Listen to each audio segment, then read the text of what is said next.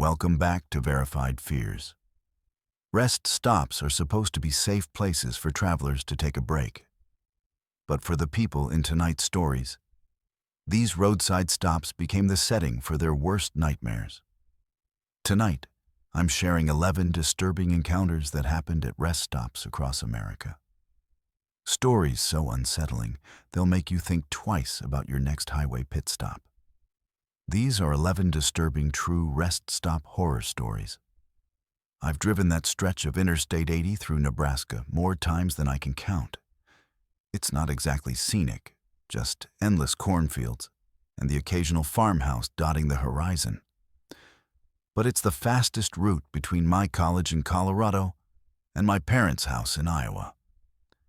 December 2023 was my junior year, and I was making the familiar drive home for winter break. The weather had been decent when I left Boulder that morning. But by the time I hit the Nebraska border, snow was starting to fall pretty heavily. I'd been driving for about 6 hours straight, surviving on gas station coffee and energy drinks, when I realized I desperately needed to use the bathroom. My gas tank was getting low too, and I figured I should probably grab something more substantial to eat than the stale donuts I'd been living on. I knew there was usually a rest stop somewhere around mile marker 126, so I started watching the signs carefully through the increasing snowfall. When I saw the blue sign with the white symbols indicating a rest area ahead, I felt a wave of relief.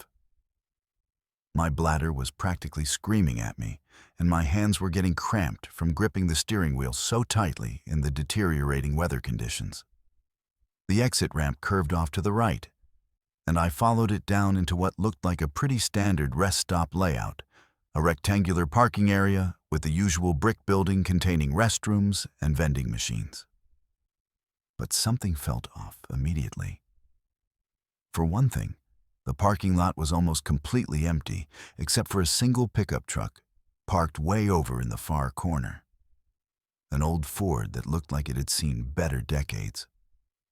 The truck was a faded red color, though it was hard to tell in the dim lighting. And it was covered with enough rust and dents that I wondered how it was still running.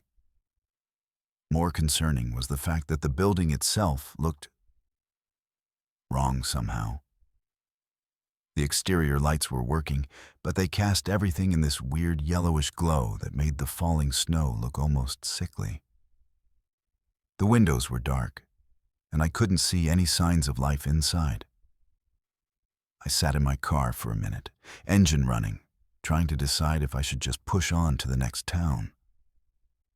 But the need to use the bathroom was becoming urgent, and my gas gauge was hovering dangerously close to empty. The next exit might be 20 or 30 miles away. And with this weather, I didn't want to risk running out of fuel in the middle of nowhere. So I parked as close to the building entrance as possible, grabbed my keys and wallet, and made a run for the door through the swirling snow. The first thing I noticed when I pushed through the heavy glass door was the smell. It wasn't exactly bad, but it was strange. Like old cigarettes mixed with something metallic and sharp that I couldn't quite identify.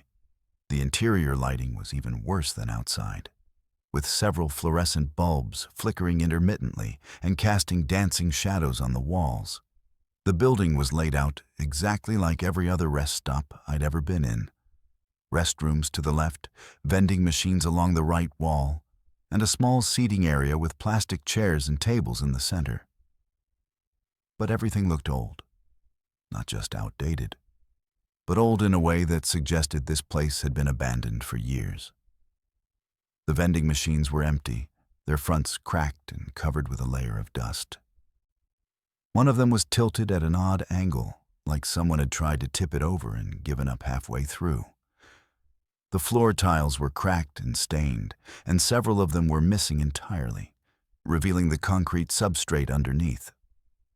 Water stains on the ceiling suggested roof leaks, and there were dark patches on the walls that could have been mold or something worse. I hesitated for a moment, wondering if the facilities would even be functional. but my body made the decision for me. I headed toward the men's restroom, pushing open a door that creaked loudly on its hinges. Inside, things were even worse. Half the lights were completely dead, leaving large sections of the room in deep shadow. The mirrors were cracked and spotted with age, and the sinks were stained with rust and mineral deposits. But the toilets seemed to be working, which was all that really mattered at that point. I took care of business as quickly as possible, not wanting to spend any more time in that unsettling place than absolutely necessary. The whole time, I kept hearing odd sounds. Pipes clanking, the building settling, and what sounded like footsteps echoing from somewhere else in the facility. When I went to wash my hands, the water that came out of the faucet was a disturbing brownish color for the first few seconds before running clear. By the time I made it back to the main area, I was definitely ready to get out of there. I didn't even bother checking the vending machines, figuring they probably hadn't worked in years anyway. I pushed back through the entrance door and jogged through the snow to my car, keys already in my hand. That's when things got really weird. I started my engine and began backing out of my parking space, planning to head straight back to the entrance ramp and get back on the highway. But as I drove toward what I thought was the exit, I realized that the road didn't lead back up to I-80. Instead, it curved off into the darkness in a direction that didn't make any sense. According to my mental map of the area, the entrance ramp had come from the east, so the exit should lead back in that direction. But this road was heading north into what looked like empty farmland. I stopped the car and pulled out my phone, thinking maybe I'd gotten turned around in the parking lot. But when I opened my GPS app, it showed my location as a blank area with no roads marked at all. The blue dot representing my position was sitting in the middle of what appeared to be an empty field, miles away from any highway. I refreshed the app several times, but the result was always the same. That's when I noticed the pickup truck. The old red Ford had moved. When I'd first arrived, it had been parked in the far corner of the lot, facing toward the building. Now it was positioned near the exit road, and it was facing in my direction. I couldn't see through the windshield because of the snow and the poor lighting. But I had the distinct impression that someone was sitting behind the wheel, watching me. I decided to try a different approach. Maybe I'd somehow missed the real exit in the dark and the snow. I drove slowly around the perimeter of the parking lot, looking for another road that might lead back to the highway. But there was only the one exit, the one that led north into the darkness. Every time I completed a circuit of the lot, the pickup truck had moved to a new position, always keeping itself between my car and the exit road. By this point, my heart was starting to race. I tried calling 911, but my phone showed no signal. I tried calling my parents, my roommate, anyone, but nothing would go through. The GPS was still showing my location as somewhere that didn't exist, and the fuel gauge was reminding me that I didn't have unlimited time to figure this out. I decided to just go for it. Whatever was going on with that pickup truck, I needed to get out of there. I drove toward the exit road, hoping that once I got moving, I'd be able to figure out how to get back to the highway. The pickup truck started moving too, pulling out of its parking space and following behind me with its headlights off. The road led through what looked like abandoned farmland, with broken fence posts and the skeletal remains of old corn stalks poking up through the snow. There were no other lights visible anywhere, no farmhouses or barns or anything that suggested human habitation. Just the narrow asphalt road stretching ahead into the darkness, with the pickup truck following silently behind me.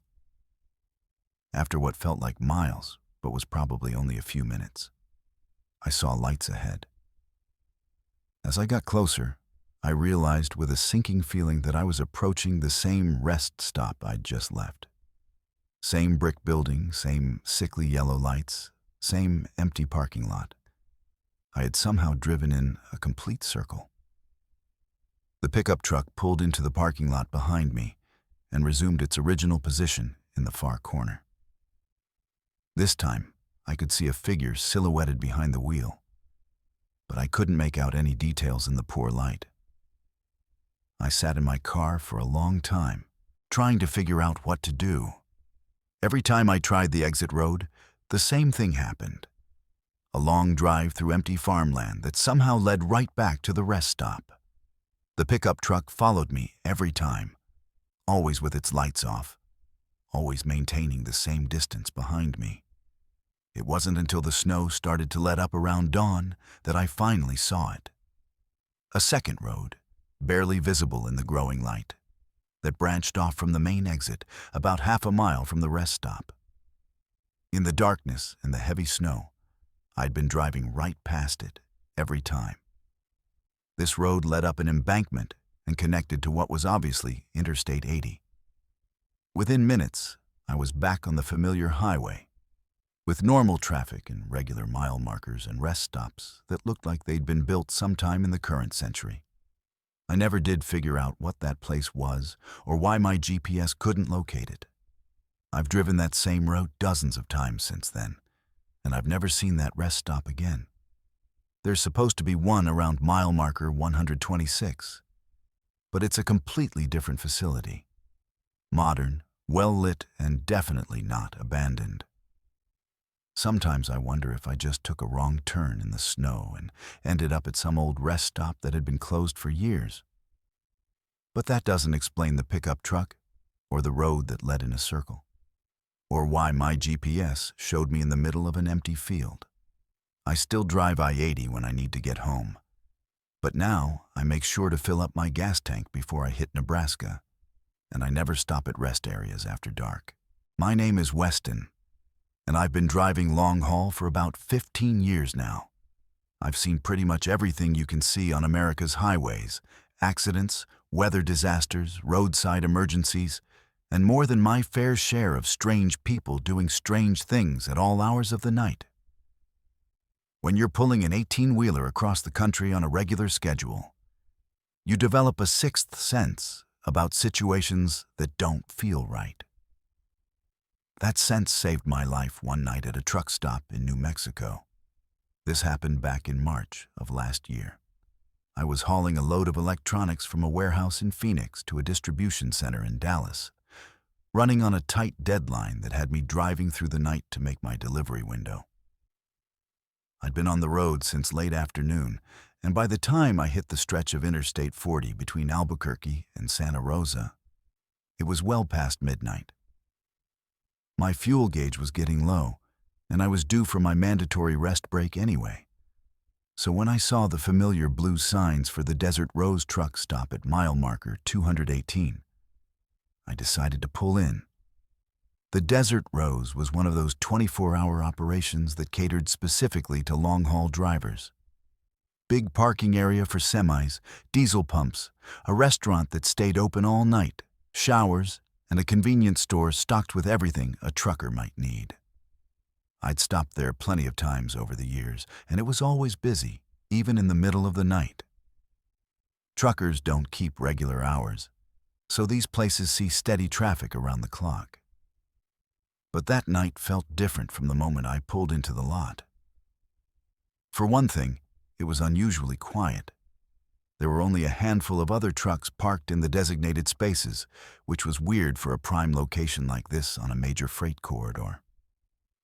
The parking lot lighting seemed dimmer than usual, and several of the overhead lights were flickering or completely dark.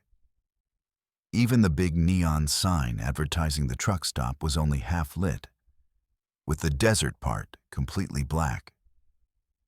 I found a parking spot near the fuel island and went through my usual routine, checking my load straps, doing a quick walk-around inspection of my rig, and logging my hours in my electronic logbook. The whole time, I had this nagging feeling that something was off. but I couldn't put my finger on exactly what it was. The place looked normal enough, just quieter and darker than I was used to. As I was finishing up my inspection, I noticed an RV parked over in the area designated for regular vehicles. It was one of those big Class A motorhomes, probably worth more than I make in 2 years. But it looked like it had seen some hard miles. The thing that caught my attention wasn't the RV itself, though. It was the family standing next to it. There were 4 of them, a man and woman who looked to be in their 40s, and 2 kids who couldn't have been more than 8 or 10 years old. They were standing in a tight group next to the RV's door. Something about their body language immediately set off alarm bells in my head. The parents kept looking around nervously, scanning the parking lot like they were expecting trouble. But what really bothered me were the kids. They were standing perfectly still and completely silent, staring straight ahead with this blank expression that just wasn't natural for children that age. I watched them for a few minutes while I finished my inspection, trying to figure out what was bothering me so much about the scene. The family wasn't doing anything obviously wrong. They were just standing there. But there was something mechanical about their movements, like they were going through the motions of being a normal family without actually being one. I needed to fuel up and grab some coffee, so I headed toward the main building. The convenience store was brighter than the parking lot, but it still felt off somehow. There was only one person working, a woman in her 50s with graying hair pulled back in a ponytail and tired eyes that suggested she'd been pulling the night shift for way too long. She looked up when I walked in, and I could see relief wash over her face. "Thank God," she said quietly as I approached the counter. I was starting to think I was going to be alone in here all night. I glanced around the store. It was empty except for the 2 of us. "Slow night?" I asked. She shook her head. "That's just it. It's not slow. That family out there has been here for 6 hours." I looked back toward the parking lot through the big windows at the front of the store. The family was still standing in the exact same position next to their RV, like they hadn't moved at all since I'd first noticed them. 6 hours? I repeated. What have they been doing? "That's what's so weird," the cashier said, lowering her voice even though we were the only people in the store. "They keep coming in here, buying the exact same things over and over again. Every hour on the hour, the dad comes in and buys 2 bags of chips, 2 sodas, and a pack of gum. Same brands every time. He pays in cash, exact change, doesn't say a word except thank you. Then he goes back outside, and they all stand there for another hour." I felt a chill run down my spine. "Have you asked them if they need help? Maybe their RV broke down or something?" I tried talking to him the 3rd time he came in, asked if everything was okay. He just stared at me for about 10 seconds without saying anything, then completed his purchase and left. The weird thing is, I never see them eating the food or drinking the sodas. And those kids, they haven't moved from that spot in 6 hours, haven't used the bathroom, haven't asked for anything, haven't even spoken to each other. I looked out at the family again. From this angle, I could see their faces more clearly in the light spilling out from the store windows. The parents looked normal enough, if a little tired and stressed.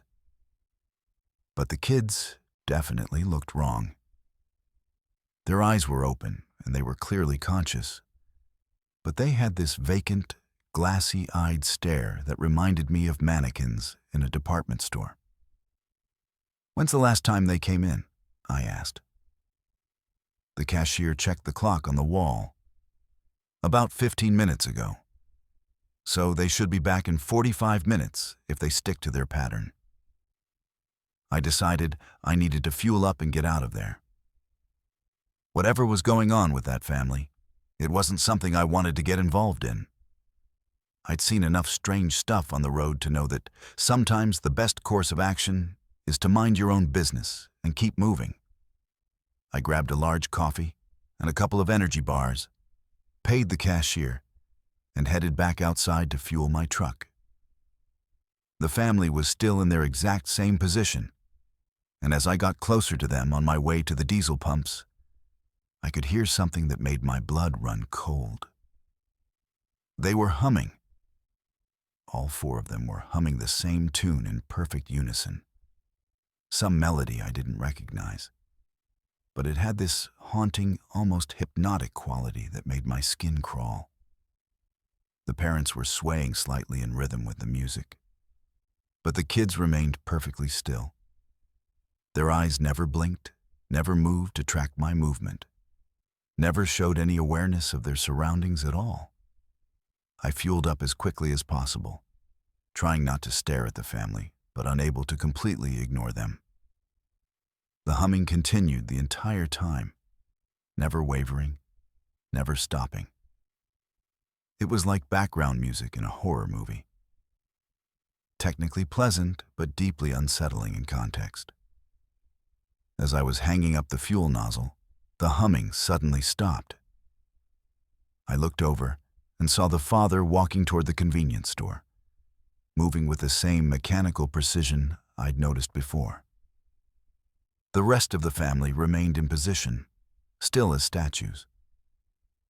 I should have gotten in my truck and driven away right then. I had a delivery to make, and I was already running behind schedule. But something made me follow the father into the store, keeping my distance, but close enough to observe. The cashier saw him coming and shot me a look that was equal parts fear and desperation. The father walked directly to the snack aisle, selected 2 bags of chips, the exact same brand and flavor, then went to the drink cooler and grabbed 2 sodas.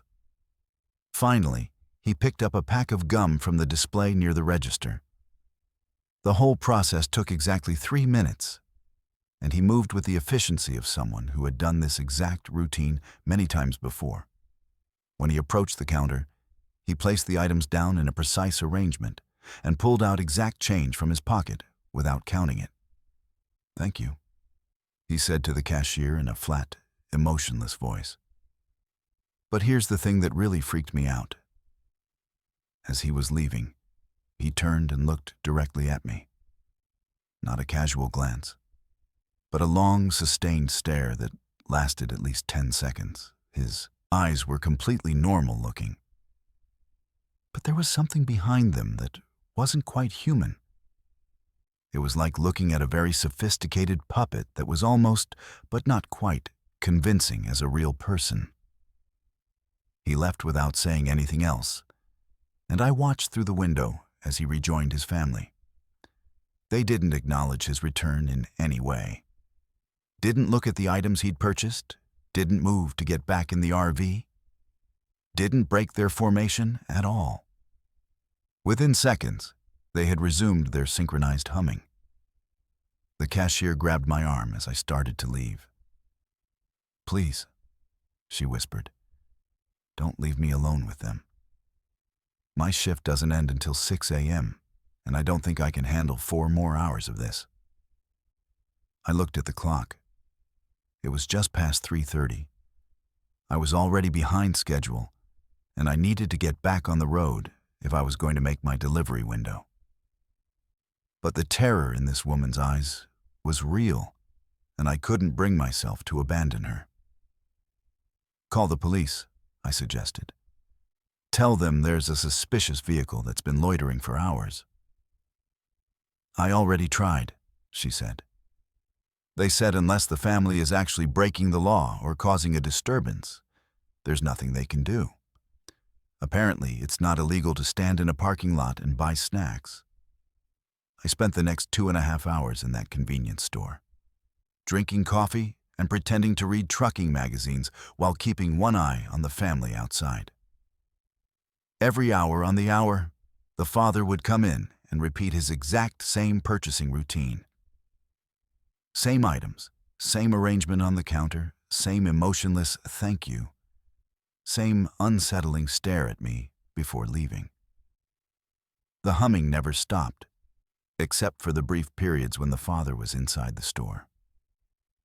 The rest of the family would stand in complete silence until he returned, then immediately resume their synchronized melody. Around 6 a.m., just as the day shift cashier was arriving to relieve the night worker, something finally changed. The family suddenly stopped humming and, moving as a unit, climbed into their RV. The engine started on the first try, and they drove out of the parking lot without any of the mechanical issues you'd expect from a vehicle that had been sitting idle for 8 hours. I followed them to the highway entrance and watched as they merged onto Interstate 40 heading east. Their RV looked completely normal in the morning light, just another family on a road trip. But I knew what I'd witnessed, and I knew it wasn't normal. The day shift cashier told me later that the night worker had quit effective immediately and moved to a different state within the week. I don't blame her. I've stopped at the Desert Rose truck stop several times since then, but always during daylight hours, and I've never seen that family again. To this day, I can't get that humming out of my head. Sometimes, when I'm driving late at night and the road starts to hypnotize me, I catch myself humming that same haunting melody. When that happens, I pull over at the next truck stop, get some coffee, and call my wife just to hear a normal human voice. I still don't know what that family was or what they were doing there for 8 hours. But I'm glad I stayed with that cashier. And I'm even gladder that I never had to find out what would have happened if I'd been alone with them. My name is Belen, and I never considered myself particularly paranoid or overly cautious. I'm a single mom raising my 8-year-old daughter, Coraline, and over the years I've gotten pretty good at handling unexpected situations on my own. But what happened to us at a rest stop in Ohio last summer taught me that sometimes your instincts are trying to tell you something important, even when everything on the surface seems perfectly normal. It was July 15th, 2024, and Coraline and I were driving from our home in Detroit down to visit my sister in Atlanta. We'd planned to make the drive in 2 days, stopping overnight in Lexington, Kentucky. But we'd gotten a late start that morning due to last-minute packing and a minor crisis involving Coraline's forgotten stuffed animal. By the time we crossed into Ohio on I-75, it was already mid-afternoon and unseasonably hot for July. The kind of oppressive heat that makes the asphalt shimmer and turns your car into an oven, even with the air conditioning running. We'd been on the road for about 3 hours when I started hearing a noise from under the hood that I didn't like. It wasn't loud or dramatic, just a subtle ticking sound that seemed to get more noticeable when I accelerated. I'm not mechanically inclined, but I know enough about cars to recognize when something isn't right. The temperature gauge was still in the normal range, but I could see it creeping higher than usual, and that combination of symptoms made me nervous. Coraline was in the back seat with her iPad and headphones, completely absorbed in some cartoon she'd downloaded for the trip, so she hadn't noticed anything wrong. I didn't want to worry her unnecessarily, but I also didn't want to risk having the car break down completely while we were still hours away from our destination. When I saw signs for a rest area ahead, I decided it would be smart to pull over and take a look. The rest stop was one of those typical Ohio Department of Transportation facilities. A large brick building with separate men's and women's restrooms, a small information center, and several picnic tables scattered around a grassy area dotted with mature oak trees. The parking lot was about half full, which was normal for a weekday afternoon in the summer. There were families with kids running around, a few elderly couples walking their dogs, and the usual mix of cars with out-of-state plates that you see at highway rest stops. I parked in a spot that offered some shade from one of the big oak trees and popped the hood. The engine bay looked normal enough to my untrained eye. No obvious leaks, no smoke, no loose belts or hoses. but the ticking sound was definitely coming from somewhere in there. And I could feel heat radiating off the engine that seemed excessive, even for a hot day. That's when the man approached me. He looked to be in his late 40s or early 50s, average height and build, wearing khaki shorts and a blue polo shirt that suggested he might be on vacation or traveling for business. He had graying hair, wire-rimmed glasses, and the kind of friendly, approachable demeanor that immediately puts you at ease. Everything about him screamed harmless middle-aged dad. "Car trouble?" he asked with a concerned smile as he walked over from where he'd apparently been sitting at one of the picnic tables. "I'm not sure," I replied, grateful for the offer of help. "There's a ticking noise, and the temperature seems to be running higher than normal. I don't know much about cars, so I thought I'd better stop and take a look." He nodded knowingly and moved closer to peer into the engine bay. "Mind if I take a look?" I'm pretty handy with cars. Had to learn when my kids were younger, and we were doing a lot of road trips on a tight budget. I hesitated for just a moment, but he seemed genuinely helpful, and there were plenty of other people around. That would be great, actually. I'd really appreciate it. He spent several minutes examining the engine, pointing out various components and explaining what he was looking for in terms that were simple enough for me to follow. He seemed knowledgeable and professional, and I started to relax. It looked like I'd gotten lucky. Instead of being stranded with car trouble, I'd found someone who could actually help. But then he started asking questions that made me slightly uncomfortable. "So, where are you folks headed?" he asked casually as he checked the oil level. "Atlanta," I replied. "Visiting family?" "That's a long drive from Michigan," he said, glancing at my license plate. "You planning to drive straight through, or are you stopping somewhere overnight?" The question seemed innocent enough, but something about the way he asked it bothered me. "We'll probably stop somewhere along the way," I said vaguely. "Smart thinking," he nodded. "Driving at night can be dangerous, especially with kids. What's your little girl's name?" I looked back at the car where Coraline was still absorbed in her iPad, completely oblivious to our conversation. "Coraline," I said without thinking. "Pretty name," he said, but his eyes lingered on her for just a moment too long. "How old is she?" 8, I replied. But even as I said it, I wondered why he needed to know. He continued his examination of the engine, but the questions kept coming. "You said you're visiting family in Atlanta. Is that your parents? Siblings?" "My sister," I answered, starting to feel like I was being interviewed rather than helped. "She expecting you at a specific time?" I ask because if this is what I think it is, you might want to call and let her know you could be delayed. "What do you think is wrong?" I asked, trying to redirect the conversation away from my travel plans. "Could be a few things," he said, straightening up and wiping his hands on a rag he'd pulled from his pocket. "The good news is it's probably not serious. Likely just needs some coolant or maybe a thermostat replacement. The bad news is you probably shouldn't drive it too far without getting it looked at." I felt my heart sink. How far is too far? "Well," he said, glancing around the rest stop, "there's a garage about 10 miles south of here that I know does good work. Family-owned place, very honest. I could follow you there in my car, make sure you don't have any problems on the way." Something about this suggestion immediately set off alarm bells in my head. Maybe it was the way he'd been asking so many personal questions, or maybe it was just maternal instinct. But the idea of driving to an isolated garage with a stranger following behind us felt wrong. "That's very kind of you," I said. "But I think we'll be okay. Maybe I'll just add some coolant and see how it goes." His expression didn't change. but I caught a flash of something in his eyes that might have been annoyance.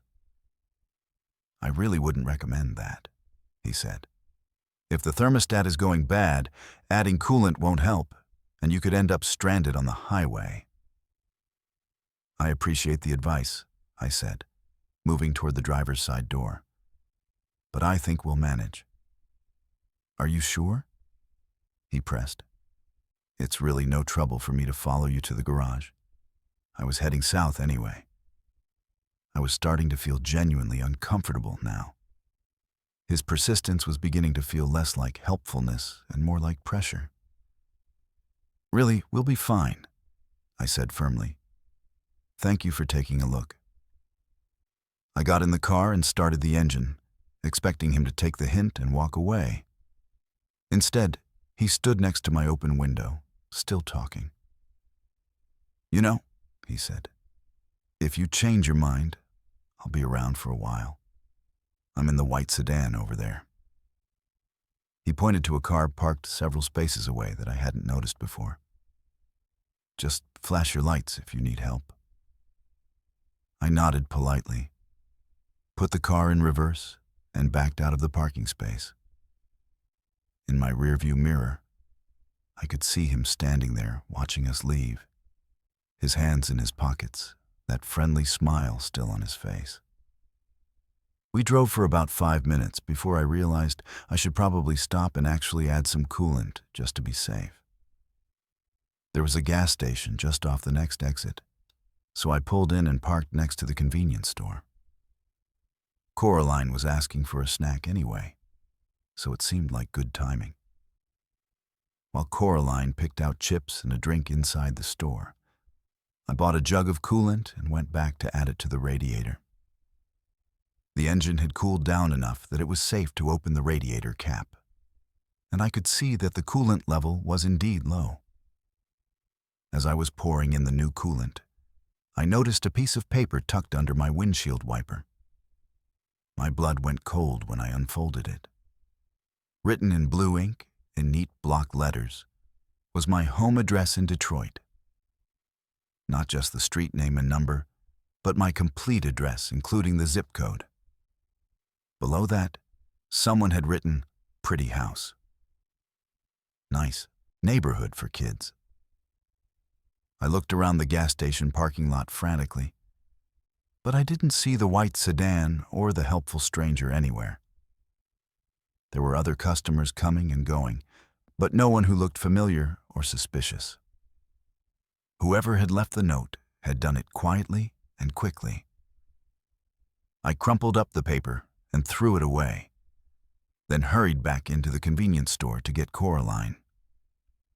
My hands were shaking as I paid for our items, and I kept looking over my shoulder, expecting to see that friendly face with the wire-rimmed glasses. "Mom, are you okay?" Coraline asked as we got back in the car. "You look scared." "I'm fine, sweetheart," I lied. "Just tired from all the driving." I called my sister as soon as we got back on the highway and told her what had happened. She wanted me to call the police, but what was I going to tell them?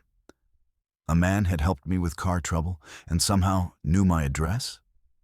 That wasn't necessarily illegal, even though it was terrifying. Instead, I drove straight to the first police station I could find and asked an officer to follow us to our hotel for the night. I explained the situation, and while he couldn't take an official report, he was kind enough to make sure we got to our rooms safely and gave me his card in case anything else happened. We stayed at a different hotel than the one I'd originally booked, and I paid cash instead of using my credit card. I also kept the curtains closed and didn't let Coraline go to the pool or the hotel restaurant. We ordered room service and watched movies until it was time to sleep. The next morning, I called the rest stop where we'd met the man and described him to the maintenance staff. They said they'd keep an eye out, but pointed out that thousands of people passed through there every day. I also called the police in my hometown and asked them to do extra patrols around my house for the next few weeks. Nothing else happened during our trip to Atlanta, and we made it home without incident. But I had our locks changed the day after we got back, and I installed a security system the following week. I also signed Coraline up for self-defense classes and started carrying pepper spray in my purse. To this day, I don't know how that man got my address. Maybe he saw my registration through the windshield when I had the hood up, or maybe he somehow got access to my license plate information. But the fact that he had it, combined with all those personal questions he'd been asking, tells me that his intentions were not good. I still think about that day whenever I have car trouble or need to stop at a rest area. That man seemed so normal, so helpful, so trustworthy. If my instincts hadn't kicked in when they did, I don't know what might have happened to us. Now I trust those instincts completely, even when they don't make logical sense. Sometimes the most dangerous people are the ones who seem the most harmless.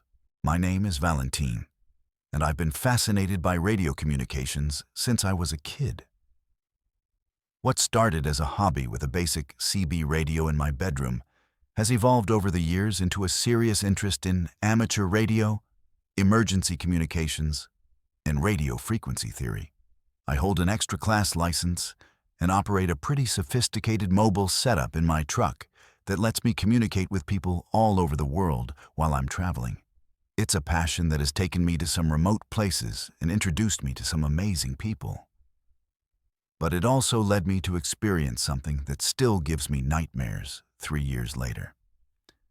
In October of 2021, I was driving solo from Reno to Denver, taking the scenic route through Nevada on Highway 50, what locals call the loneliest road in America. I'd made this drive several times before, always fascinated by the stark beauty of the high desert and the incredible radio propagation conditions you can get in that vast, empty landscape. With minimal radio frequency interference from cities or industrial sources, it's one of the best places in the country for long-distance amateur radio communications. I'd left Reno around noon, planning to drive straight through to Denver in about 10 hours. The weather was perfect. Clear skies, comfortable temperature, and excellent visibility across the endless sagebrush plains. My mobile radio setup was working flawlessly, and I'd already made several contacts with stations in Japan and Australia, taking advantage of some unusual atmospheric conditions that were enhancing long-distance propagation. Around midnight, I was getting tired and needed to stretch my legs. So when I saw signs for a rest area near mile marker 112, I decided to pull over for a break. The rest stop was typical for that part of Nevada. A small brick building with basic facilities, a few picnic tables, and an informational display about local history and wildlife. The parking area was completely empty, which wasn't surprising given the late hour and remote location. I parked under one of the few functioning overhead lights and shut off the engine. The silence was immediate and profound. No traffic noise, no city sounds, just the vast quiet of the high desert under a canopy of stars, more brilliant than anything you can see near populated areas. It was exactly the kind of environment I loved for serious radio work. I decided to set up my portable antenna and do some late-night operating while I took my break. I had a nice collapsible vertical antenna that I could deploy quickly, along with a battery-powered transceiver that would let me operate independently of my truck's electrical system. Within about 10 minutes, I had everything assembled and was ready to get on the air. I started scanning through the amateur bands, listening for activity and checking propagation conditions. The 40-meter band was particularly active, with stations from all across North America coming through clearly despite the late hour. I made a few contacts with other night owls, a trucker in Montana, an insomniac in Florida, and a shift worker in Alaska who was just getting off work. Around 12:45 a.m., I decided to switch to the 80-meter band and see what was happening on the lower frequencies. I was slowly tuning across the band, when I picked up a transmission that immediately caught my attention. It wasn't the content of the transmission that was unusual. It was the signal strength and clarity. The signal was coming through at full scale on my signal strength meter, which suggested the transmitting station was very close by. But out here in the middle of nowhere, that didn't make sense. The voice was that of a young man, probably in his 20s, and he sounded terrified. "This is KC7ABX Mobile. Emergency traffic. Emergency traffic," the voice was saying. "I'm stranded at a rest stop on Highway 50, mile marker 112. My vehicle won't start, and my cell phone has no signal. I've been here for over 2 hours and haven't seen another car. If anyone copies this, please contact local authorities and request assistance." I grabbed my microphone immediately. A fellow amateur radio operator in distress was exactly the kind of situation our emergency communications networks were designed to handle. "KC7ABX, this is KF7QRS, I transmitted. "I copy your emergency traffic. What is your current status and how can I assist?" But there was no response. The transmission continued as if he hadn't heard me. "The rest stop facilities appear to be abandoned," the voice continued. "The restrooms are locked and the vending machines are empty. I'm getting really concerned because I don't have enough water to last much longer in this heat, and my car's radiator seems to be leaking." I tried calling him again, but again got no response. It was like he was transmitting on a frequency where he could send but not receive. I checked my equipment to make sure I was transmitting properly. My SWR meter showed a perfect match, and my power output was normal. Then something he said made my blood run cold. "I can see my location on my GPS," the voice said. "It shows mile marker 112 on Highway 50. But the weird thing is, the timestamp on my GPS is showing July 15th, 2018. That can't be right. It's July 15th, 2021. I looked at my own GPS display. It showed my location as mile marker 112 on Highway 50, and the date as October 18th, 2021. The voice I was hearing was claiming to be at the exact same location where I was sitting, but 3 years in the past. I got out of my truck and looked around the rest stop area carefully. The parking lot was empty, except for my vehicle. There were no other cars, no people, no signs of anyone having been there recently. The facilities were clearly operational. I could see lights inside the building, and the vending machines were stocked and humming quietly. But the voice on the radio continued describing a completely different scene. The information display board here shows something about a local mining operation, but the text is faded and I can barely read it. He was saying, "There's graffiti on the building walls and several of the windows are broken. This place looks like it's been abandoned for years." I walked over to the information display he was describing. It was in perfect condition, with clear, readable text about the area's history and well-maintained photographs of local wildlife. There was no graffiti anywhere, and all the windows were intact. I tried transmitting again, this time giving my exact location and asking if he could hear me. Still no response. It was becoming clear that this wasn't a normal radio contact. The transmission continued for another 20 minutes, with the stranded operator describing his increasingly desperate situation. He talked about rationing his remaining water, trying unsuccessfully to flag down passing vehicles, and his growing fear that he might not survive until morning. His voice became progressively more panicked as the transmission went on. Then, abruptly, the transmission changed tone. "Wait," the voice said, suddenly sounding confused rather than frightened. "There's someone else here. I can see headlights pulling into the parking lot." There was a pause filled with static. "It's a pickup truck," he continued. The driver's getting out. He's walking toward me. Maybe he can help. Another pause, longer this time. Something's wrong, the voice said, and now he sounded terrified again. The man from the truck, there's something wrong with him. He's not walking right. His movements are jerky, like a puppet, and his face. The transmission dissolved into static for several seconds, then came back weaker, but still audible. He's not human, the voice whispered. God help me, he's not human. He's reaching for me and I can see. I can see through his skin. There are wires underneath. Wires and circuitry and... The transmission cut off abruptly, replaced by dead silence. I sat there for several minutes, waiting to see if the signal would return. I tried calling KC7ABX multiple times, but got no response. I even tried transmitting on different frequencies, thinking maybe he had changed bands, but there was nothing. Finally, I decided to check the FCC database on my phone to see if I could find any information about the call sign KC7ABX.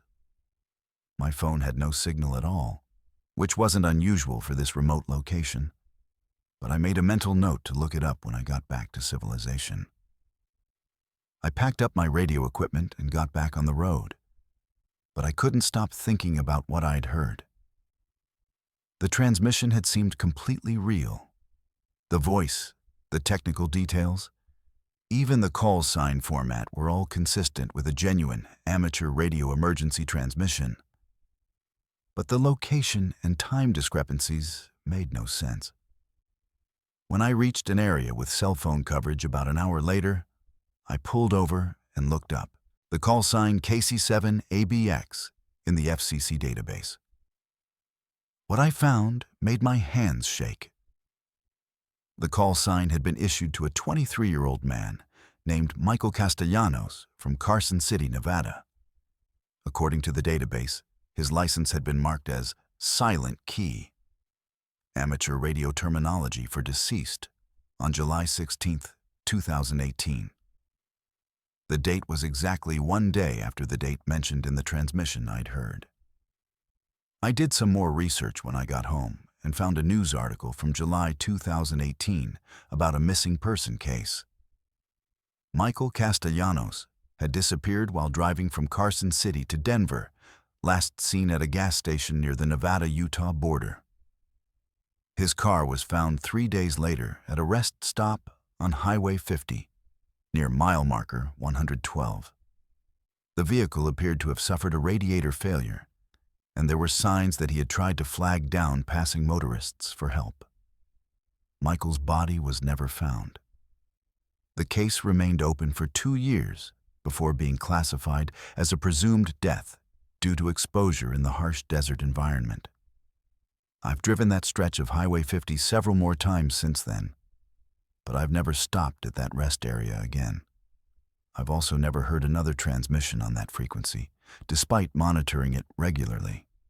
Sometimes I wonder if Michael is still out there, trapped somehow in that moment of desperation, endlessly calling for help that never comes. Other times I try to convince myself that it was just an elaborate hoax or some kind of atmospheric anomaly that allowed me to receive an old recording. But I keep thinking about what he said at the end of that transmission, about the man from the pickup truck who wasn't quite human. Because when I think back to that night, I realize that as I was driving away from the rest stop, I did see headlights in my rearview mirror. A pickup truck had pulled into the rest area just as I was leaving. I never got a good look at the driver, but something about the way the truck moved, too smooth, too precise, reminded me of Michael's description. And for just a moment, in the brief illumination of my taillights, I thought I saw a figure standing next to the truck, watching me leave. A figure that didn't move quite like a human should. My name is Eleanor, and my husband Frank and I had been looking forward to our retirement road trip for years.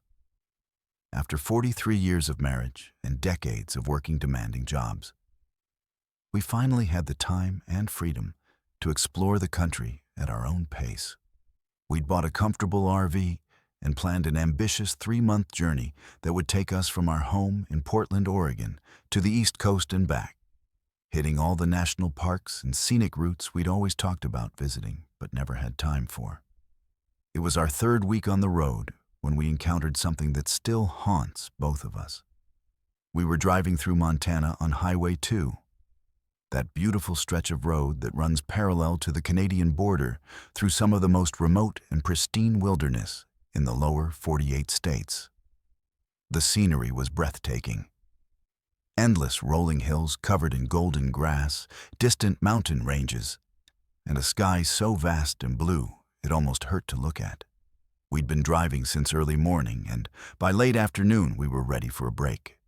Frank was getting tired behind the wheel, and I was eager to stretch my legs and maybe take some photographs of the spectacular landscape. When we saw signs for a rest area ahead, we decided it would be the perfect place to stop, have some coffee from our thermos, and enjoy the scenery before continuing on to our planned overnight stop in Havre. The rest area was typical for rural Montana. A single brick building housing restrooms and a small visitor information center, surrounded by several picnic tables and a parking area large enough for maybe 20 vehicles. It was situated on a slight rise that offered panoramic views of the surrounding countryside, with the Rocky Mountains visible as a purple smudge on the western horizon. When we pulled in, there were already several other vehicles in the parking area, a mix of cars, SUVs, and pickup trucks with license plates from various states. It was busier than I'd expected for such a remote location.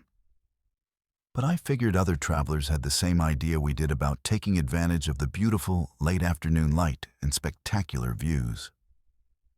Frank parked our RV in one of the designated spaces, and we both got out to stretch our legs. The air was crisp and clean, with that thin quality you get at high altitude, and there was just enough of a breeze to make the temperature perfect. I grabbed my camera and started taking pictures of the landscape while Frank walked around the RV to check our tires and hitch connections. That's when I started noticing something odd about the other people at the rest stop. There were maybe a dozen people scattered around the area, some sitting at picnic tables, others standing near their vehicles, a few walking slowly around the perimeter of the parking lot. At first glance, they looked like typical tourists and travelers, dressed in casual clothes appropriate for a day of driving through Montana. But as I watched them through my camera viewfinder, I realized they were all doing the same thing. They were watching us, not obviously staring, but definitely keeping us under observation. Every person in that rest area had positioned themselves so they had a clear line of sight to our RV. And whenever Frank or I moved, their attention would subtly shift to track our movements. They weren't talking to each other or interacting in any way, but there was something coordinated about their positioning that made me uncomfortable. I lowered my camera and took a closer look. There was a middle-aged woman in a blue windbreaker sitting at a picnic table about 30 feet away, pretending to read a book. But her eyes kept flicking up to watch us. Near the information kiosk, a man in hiking gear was studying the posted maps with unusual intensity. But I could see his head turning slightly to keep us in his peripheral vision. By the restroom building, an elderly couple was having what appeared to be a quiet conversation, but they were both facing in our direction. "Frank," I called softly to my husband, who was still inspecting our RV. "Do you notice anything strange about the other people here?" He straightened up and looked around the rest area with the careful attention of someone who'd spent 30 years as a high school principal, trained to notice when something wasn't quite right with a group of people. "They're all watching us," he said quietly after a moment, "but they're trying not to make it obvious." I felt a chill that had nothing to do with the mountain air. "Should we leave?" Frank considered this for a moment, looking at our fuel gauge and checking his watch. "Let's use the facilities first," he said. "But let's stick together and be ready to go quickly if we need to." We walked toward the restroom building together, and I could feel multiple sets of eyes tracking our movement. The woman with the book didn't turn a page the entire time we were walking. The man at the information kiosk had been studying the same map for at least 10 minutes without moving. The elderly couple's conversation had stopped completely, and they were now openly watching us. The restrooms were clean and well maintained, but I noticed something unsettling when I was washing my hands. Through the small window above the sink, I could see the parking area, and I realized that several of the vehicles had moved. Not drastically, but enough that what had been random parking had become something more deliberate. The cars and trucks were now positioned in a rough semicircle around our RV, blocking most of the obvious exit routes. When I came out of the restroom, Frank was waiting for me with a grim expression. "We need to go," he said quietly. "Now." "What happened?" "I tried to start a conversation with the guy at the information board," Frank said as we walked quickly back toward our RV. Asked him where he was headed, typical traveler small talk. He just stared at me for, about 10 seconds without saying anything, then turned back to the map.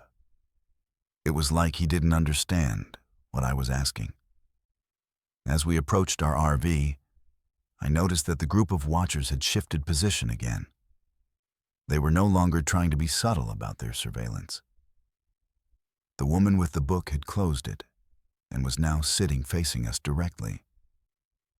The man at the information kiosk had abandoned all pretense of reading the maps and was standing with his arms crossed, watching our every move. The elderly couple had moved to a position where they were blocking the most direct route to the rest area exit. "Frank," I whispered, "they've moved their cars. Look at the parking arrangement." He glanced around, and I saw his jaw tighten.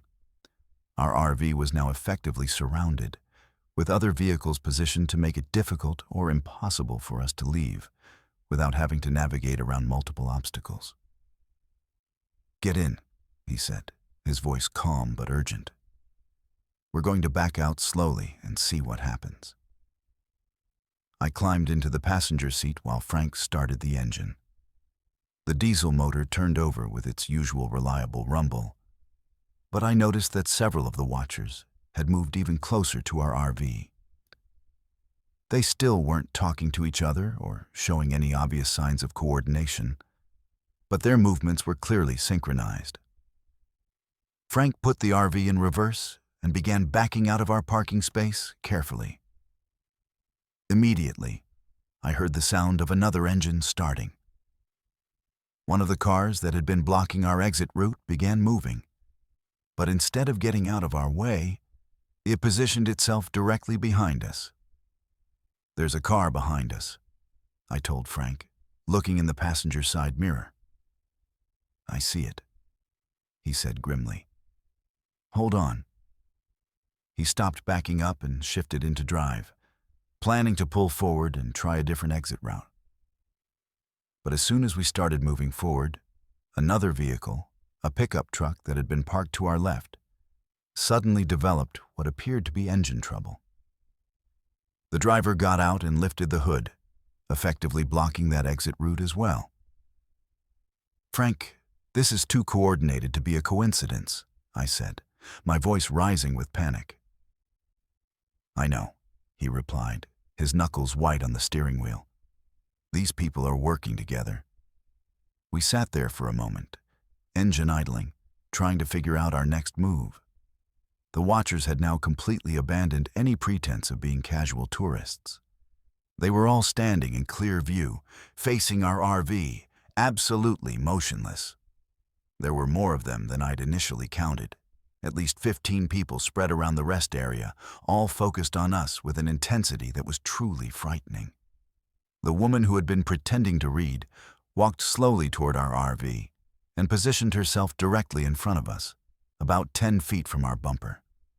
She didn't say anything or make any threatening gestures. She just stood there, staring at us through the windshield with an expression that was completely blank. "What do they want?" I whispered. "I don't know," Frank said. "But we're not staying to find out." He revved the engine and began moving forward slowly, hoping the woman would move out of our way. She didn't. She stood perfectly still as our RV approached, showing no sign of self-preservation or concern. Frank had to stop just a few feet from her to avoid running her down. The moment we stopped, all of the watchers began moving toward us in perfect unison. They walked at the same pace, maintained the same spacing between each other, and showed the same emotionless expressions. It was like watching a coordinated military maneuver, except these were supposedly random tourists at a rest stop. "Frank, go," I said urgently. "Just go around her. Drive on the grass if you have to." Frank turned the wheel hard to the right and drove our RV off the pavement and onto the grass area beside the parking lot. The big rig handled the rough terrain reasonably well, but the watchers immediately adjusted their positions to intercept our new route. They moved with mechanical precision, always staying just far enough ahead of us to block our path without actually putting themselves in immediate danger. We spent the next 10 minutes in a bizarre, slow-speed chase around the rest area, with Frank trying every possible exit route while the watchers repositioned themselves to block us at every turn. They never spoke, never showed any emotion, never broke formation. It was like being trapped by a group of human chess pieces that could anticipate our every move. Finally, Frank found a gap between two of the watchers and gunned the engine, pushing our RV to its maximum speed across the grass and toward the entrance ramp. Several of the watchers ran to intercept us, but they couldn't match the speed of our diesel engine, and we managed to reach the pavement and merge back onto Highway 2. I looked back through our rear window as we pulled away from the rest area. The watchers had all stopped running and were now standing in a perfect line along the edge of the parking lot, facing the highway.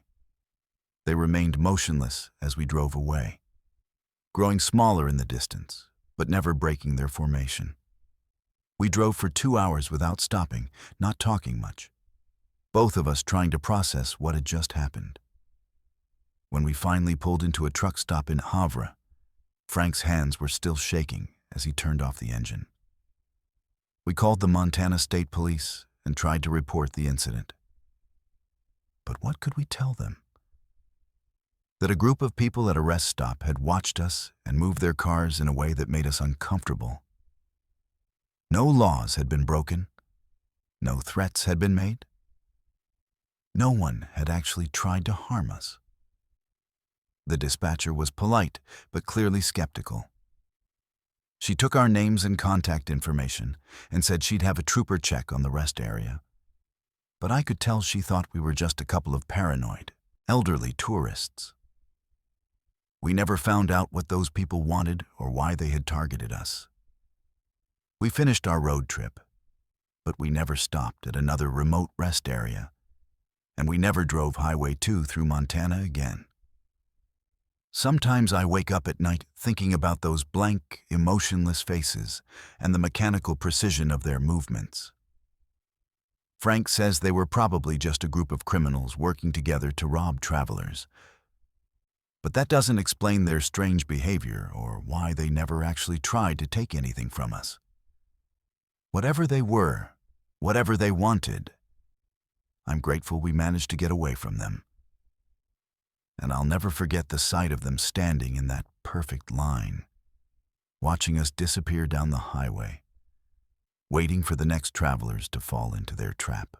My name is Kareem, and I travel constantly for work as a regional sales manager for a medical equipment company.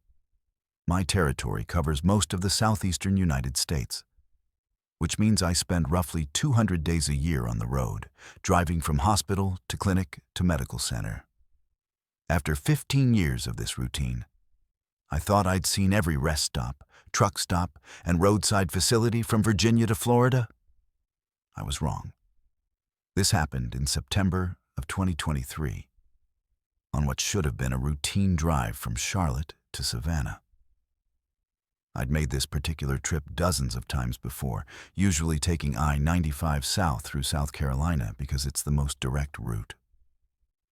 The drive normally takes about 4.5 hours, and I'd gotten into the habit of stopping at the same rest area near the North Carolina-South Carolina border to grab coffee and use the facilities.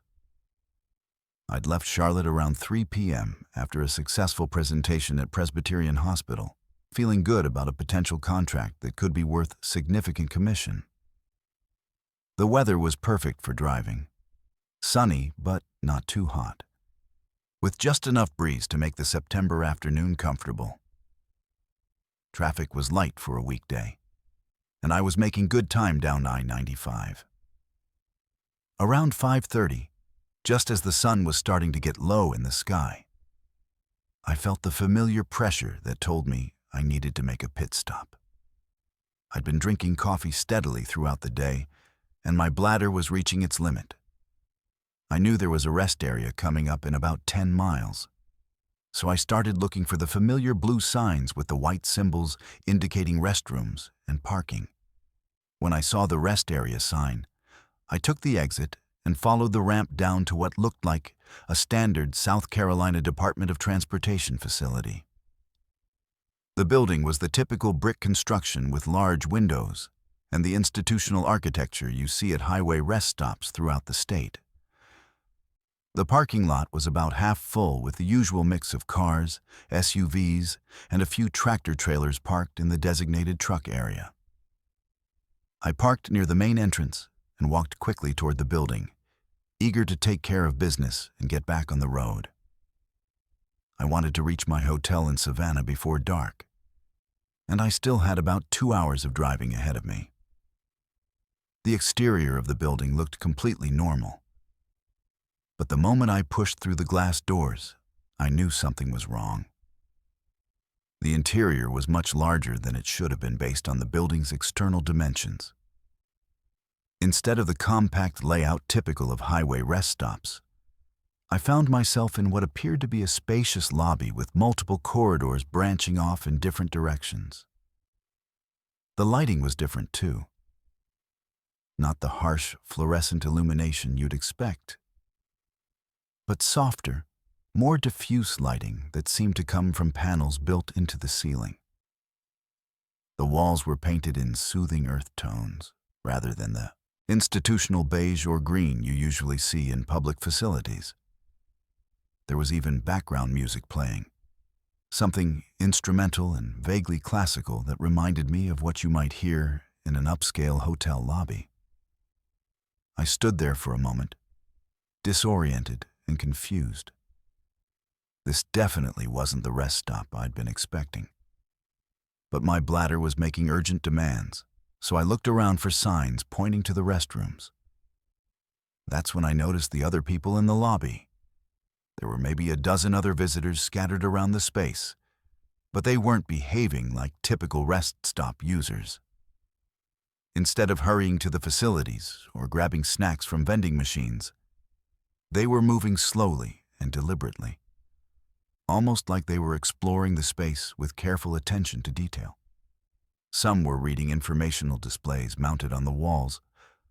Others were sitting in comfortable-looking chairs that seemed out of place in a highway rest area. I approached one of the wall displays, thinking it might have a facility map or directory that would help me find the restrooms. But instead of the usual tourist information about local attractions or highway conditions, the display contained detailed information about something called the Interstate Wellness Initiative and featured photographs of smiling families engaged in various recreational activities. The text was professionally designed and laid out like a corporate brochure, but the content didn't make much sense. It talked about optimized traveler experiences and enhanced journey outcomes, using language that sounded like marketing copy, but didn't actually convey any useful information. I looked around for more conventional signage and finally spotted what appeared to be a directory mounted on a pillar in the center of the lobby. According to the directory, the restrooms were located down the corridor marked Level 1, Primary Services. There were also listings for Level 2, Extended Amenities, and Level 3, Specialized Programs, which struck me as unusually elaborate for a highway rest stop. I headed down the Level 1 corridor, which was wider and longer than seemed possible given the building's exterior dimensions. The walls were lined with more informational displays, all featuring the same professional design and vaguely corporate messaging about traveler wellness and journey optimization. There were also doors leading to what appeared to be additional rooms or facilities, each marked with cryptic labels like Consultation Suite A and Assessment Center 1. The restroom, when I finally found it, was unlike any public facility I'd ever seen. Instead of the utilitarian fixtures and industrial materials typical of highway rest stops, it featured high-end finishes that would have been at home in a luxury hotel. The lighting was warm and flattering, the fixtures were polished chrome and marble, and there was even classical music playing softly from hidden speakers. But here's where things got really strange. The restroom was much larger than it needed to be. In addition to the usual stalls and urinals, there were additional areas that seemed to serve no clear purpose. Alcoves with comfortable seating, a section with what looked like massage chairs, and even a small area with vending machines offering items I'd never seen before, like energy optimization supplements and cognitive enhancement beverages. I took care of my immediate needs and started to leave, but found myself confused about which direction led back to the main lobby. The corridor I'd entered from seemed to have split into multiple branches while I was in the restroom, and I couldn't remember which one I'd come from. I chose the corridor that seemed most familiar and started walking. But after a few minutes, I realized I was in a completely different part of the facility. This corridor was lined with doors leading to rooms marked with labels like Individual Assessment, Group Processing, and Exit Interview. Through the small windows in some of the doors, I could see what appeared to be office spaces with desks, chairs, and computer equipment. I tried backtracking, but somehow ended up in yet another corridor I didn't recognize. This one had doors marked with numbers rather than descriptive labels. Room 101, Room 102, and so on. The lighting here was slightly different, more clinical, and the background music had changed to something that sounded like nature sounds mixed with very low-frequency tones that I felt more than heard. I started to feel genuinely panicked. This was supposed to be a simple rest stop visit, but I'd somehow gotten lost in what appeared to be an enormous facility with multiple levels and dozens of rooms. I checked my phone for the time and was shocked to see that I'd been inside the building for over an hour, even though it felt like maybe 15 minutes. I tried calling for help, but my voice seemed to be absorbed by the soft surfaces and background audio in a way that made it feel like I was shouting into a pillow. There was no echo, no sense that my voice was carrying any distance at all. That's when I started hearing other voices. They were faint and seemed to be coming from behind the numbered doors. I couldn't make out specific words, but the tone suggested conversations or interviews taking place. Some voices sounded calm and professional, like customer service representatives or medical staff. Others sounded confused or distressed, like people who were lost or didn't understand what was happening to them. I pressed my ear against the door of room 105 and could hear what sounded like a man explaining his travel plans to someone who was asking increasingly detailed questions about his destination, his reasons for traveling, and his personal background. The questions started innocuously enough, but gradually became more invasive and personal. At room 108, I heard a woman's voice saying something about not understanding why she couldn't leave, and asking repeatedly when she would be allowed to return to her car. A calm, professional voice was explaining something about processing procedures and completion requirements, in the kind of soothing tone you might hear from a therapist or counselor. I backed away from the doors and tried to find an exit, any exit, that would get me out of this impossible maze of corridors and rooms.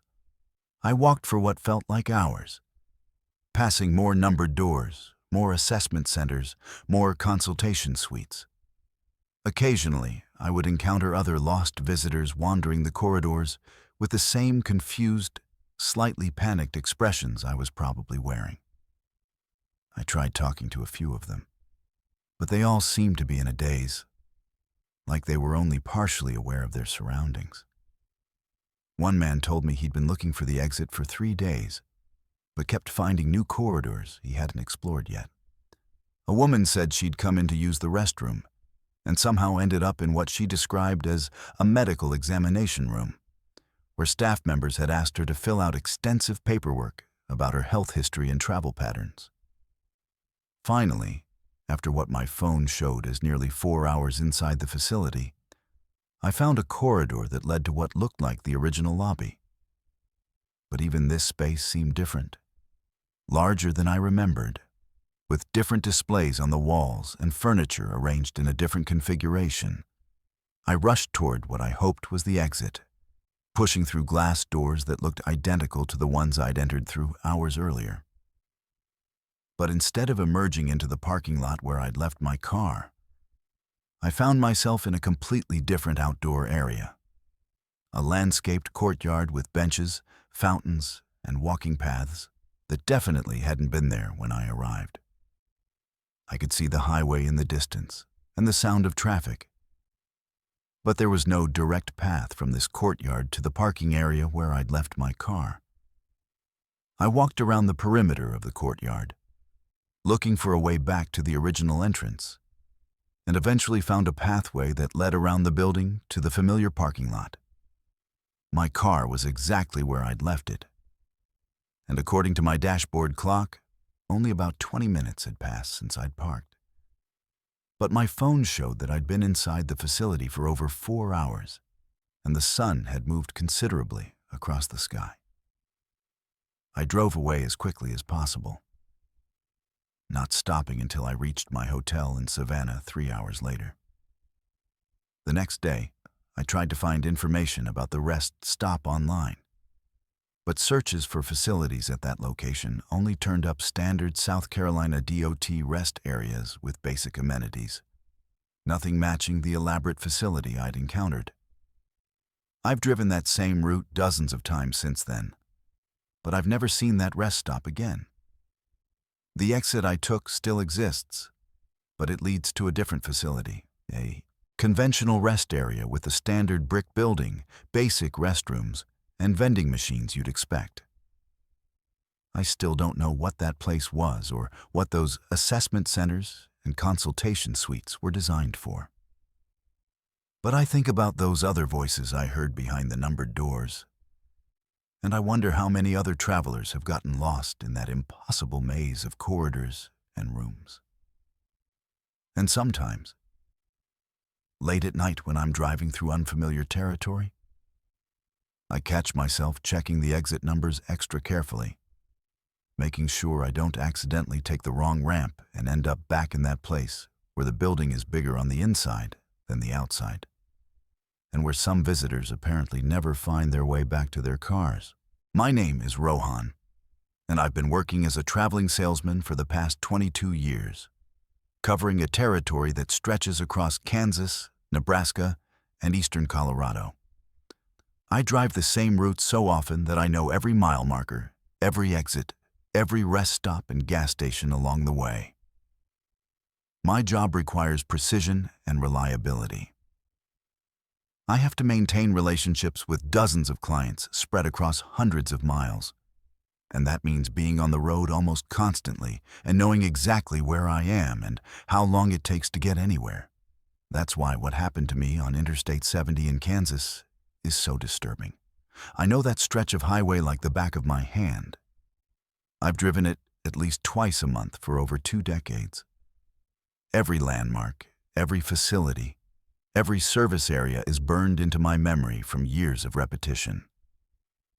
But sometime in early 2024, something appeared there that had never existed before, and it's been messing with my head ever since. I first noticed it on a Tuesday morning in March, driving westbound from Kansas City toward Denver for a series of client meetings. I'd made this exact drive hundreds of times before, always stopping at the same familiar rest areas and gas stations to break up the long hours behind the wheel. The landscape along I-70 through Kansas is pretty monotonous. Endless wheat fields, scattered farmhouses, and the occasional small town. So I tend to navigate more by mile markers and familiar landmarks than by actually paying attention to the scenery. Around mile marker 237, just west of Hayes, I noticed a rest area that I'd never seen before. This struck me as strange immediately, because I knew this section of highway intimately.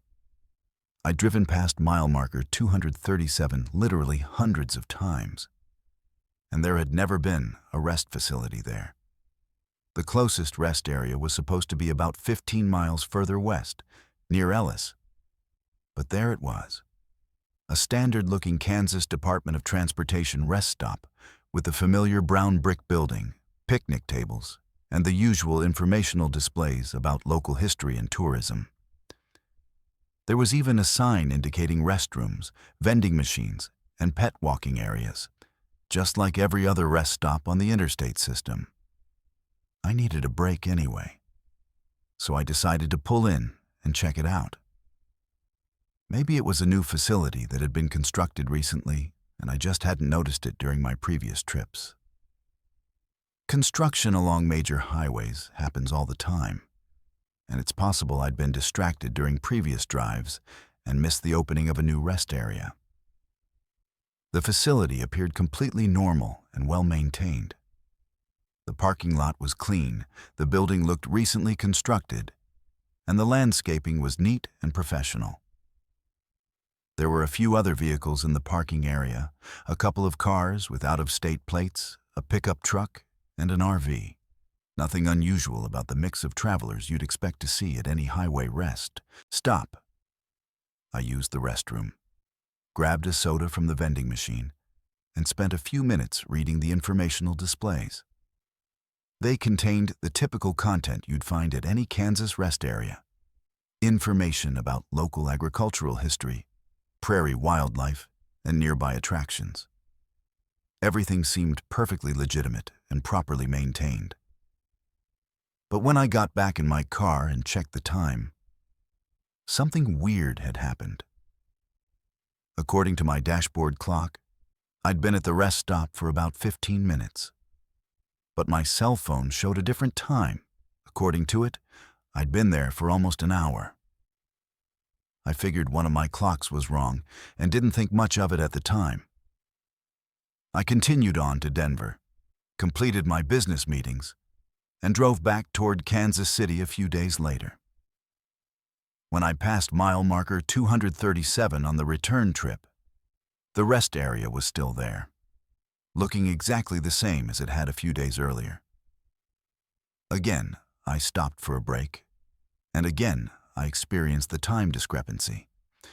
My dashboard and phone showed different amounts of elapsed time for my visit. This happened every time I drove that route over the next few months. The rest area was always there at mile marker 237, always looked the same, always seemed to function normally. But the time inconsistencies continued, and I started paying closer attention to other details that didn't seem quite right. For one thing, I began recognizing some of the other people who stopped there. On multiple trips, spread weeks apart, I would see the same individuals. A woman in a red jacket who always sat at the same picnic table. An elderly man who always seemed to be walking the same small dog around the pet area. A family with 2 young children, who were always eating lunch at table closest to the building. At first I thought this might just be coincidence. Maybe these were local people who used the rest area regularly, or other traveling salespeople like myself who happened to have similar schedules. But the repetition was too exact, too precise. These people were always doing exactly the same things, wearing exactly the same clothes, even eating what appeared to be exactly the same meals. The woman in the red jacket was always reading the same page of the same magazine. The elderly man's dog always stopped to sniff the same bush at the same point during their walk. The family always had the same conversation about their travel plans, with the father looking at the same road atlas and the mother organizing the same items in their cooler. I started keeping a log of my stops at the rest area, noting the date, time, and the people I observed there. The pattern was undeniable. I was seeing the same people doing the same things every single time I stopped, regardless of whether my visits were days or weeks apart. But the most disturbing discovery came when I tried to research the rest area online. According to the Kansas Department of Transportation website, there was no rest facility at mile marker 237. The official highway maps showed the same thing. No rest area between the facilities near Hayes and Ellis. When I called KDOT directly to ask about it, they insisted that no such facility existed and suggested I might be confusing it with one of the other rest areas along Interstate 70. I even tried using GPS mapping services to locate the rest area, but none of them showed a facility at that location. According to every official source I could find, mile marker 237 was just an empty stretch of highway through rural Kansas farmland. Yet every time I drove that route, the rest area was there, solid and real and apparently functional. I could walk around it, use the facilities, buy sodas from the vending machines. Other travelers were clearly using it too, based on the occupied parking spaces and the people I saw there regularly. The time distortions continued to get worse. What felt like a 10-minute stop would show as 2 hours on my phone, or sometimes the reverse. Spending what felt like an hour at the facility would register as only a few minutes of elapsed time. I started setting multiple timers and alarms on different devices to try to track the discrepancies. But the results were inconsistent and confusing. On one occasion, I arrived at the rest area around 2 p.m., according to all my devices, spent what felt like a normal 20-minute break, and discovered when I returned to my car that my dashboard clock showed 2:20 p.m. while my phone displayed 11:30 a.m. The phone was showing a time earlier than when I had arrived, which should have been impossible. I began taking photographs during my stops, thinking I could use them to document the facility and maybe figure out what was going on. But when I reviewed the photos later, they showed inconsistent results. Sometimes the images looked normal, standard rest area photographs showing the building, parking lot, and other visitors. Other times the photos were distorted or showed things that didn't match my memories of the visit. In one series of photos taken during a single stop, the building appeared to be different sizes and configurations. One image showed the standard single-story brick structure I was familiar with, while another taken just minutes later showed what appeared to be a much larger, multi-story facility. A third photo showed the building from the same angle, but with completely different architectural details and landscaping. The people in my photographs were even more disturbing. The woman in the red jacket appeared in dozens of my photos taken over several months, but she never appeared to age or change in any way.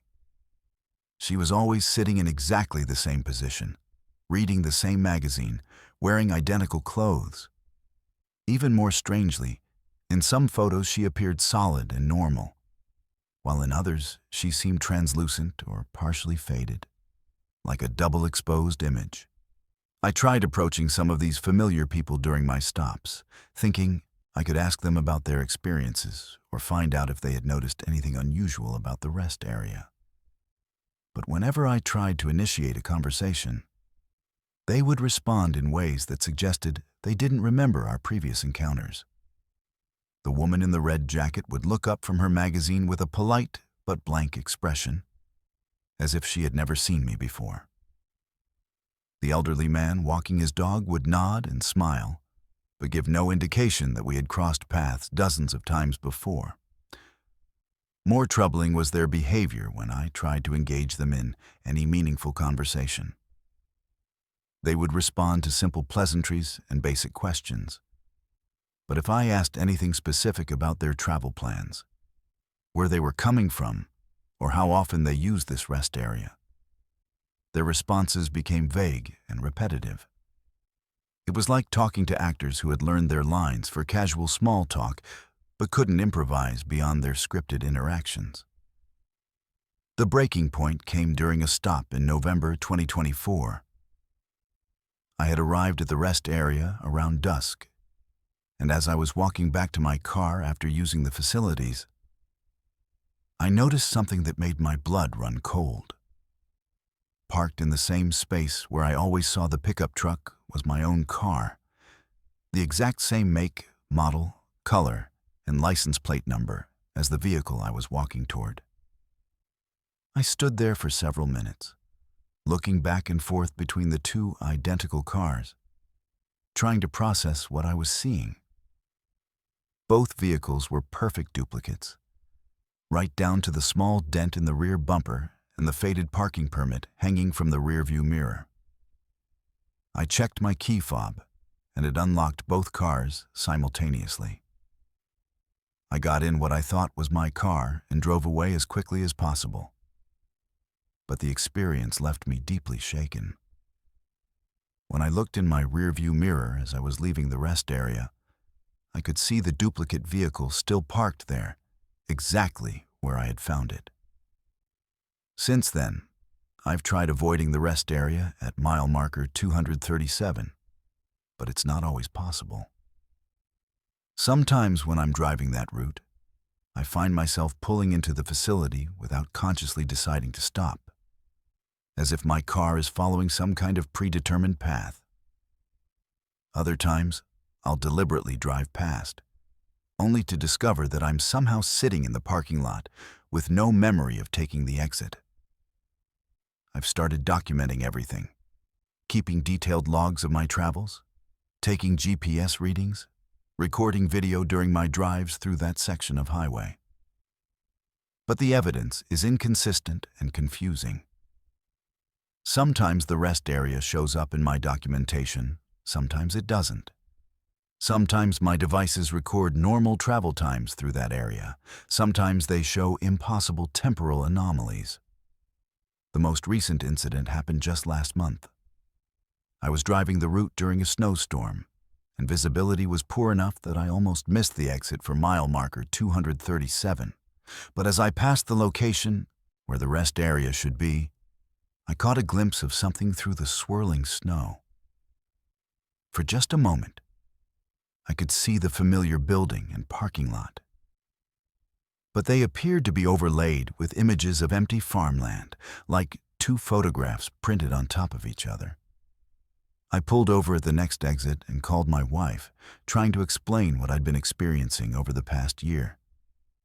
She listened patiently, but suggested I should see a doctor, maybe get checked for stress or fatigue-related issues. She's probably right. But I know what I've seen and experienced. I still drive I-70 through Kansas regularly for work, and the rest area is still there at mile marker 237. I still see the same people doing the same things, and I still experience the time distortions and impossible coincidences. I've learned to expect it now, but I haven't learned to understand it. Sometimes I wonder if I'm trapped in the same kind of loop as the other people I see there. endlessly repeating the same actions, the same conversations, the same routine stops along a highway that exists in some space between reality and something else entirely. My name is Jessica, and I've always considered myself a pretty independent person. At 24, I'd driven cross-country by myself twice, backpacked through Europe alone for 3 months, and never really felt unsafe or vulnerable in unfamiliar situations. I pride myself on being smart about personal safety and trusting my instincts when something doesn't feel right. But what happened to me at a rest stop in West Texas taught me that sometimes even the most careful precautions aren't enough. This was back in August of 2023, when I was driving from Los Angeles back to my hometown in North Carolina after finishing graduate school at UCLA. I decided to make the drive alone as a kind of personal celebration, a solo road trip to mark the transition between my student years and starting my career. I'd planned the route carefully, booking hotels in advance and timing my drives to avoid being on the road late at night in unfamiliar areas. But sometimes plans don't work out the way you expect them to.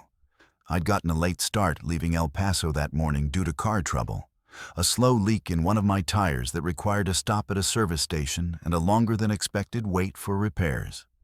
By the time I was back on I-10 heading east, it was already past noon, and I knew I'd be driving later into the evening than I'd originally planned.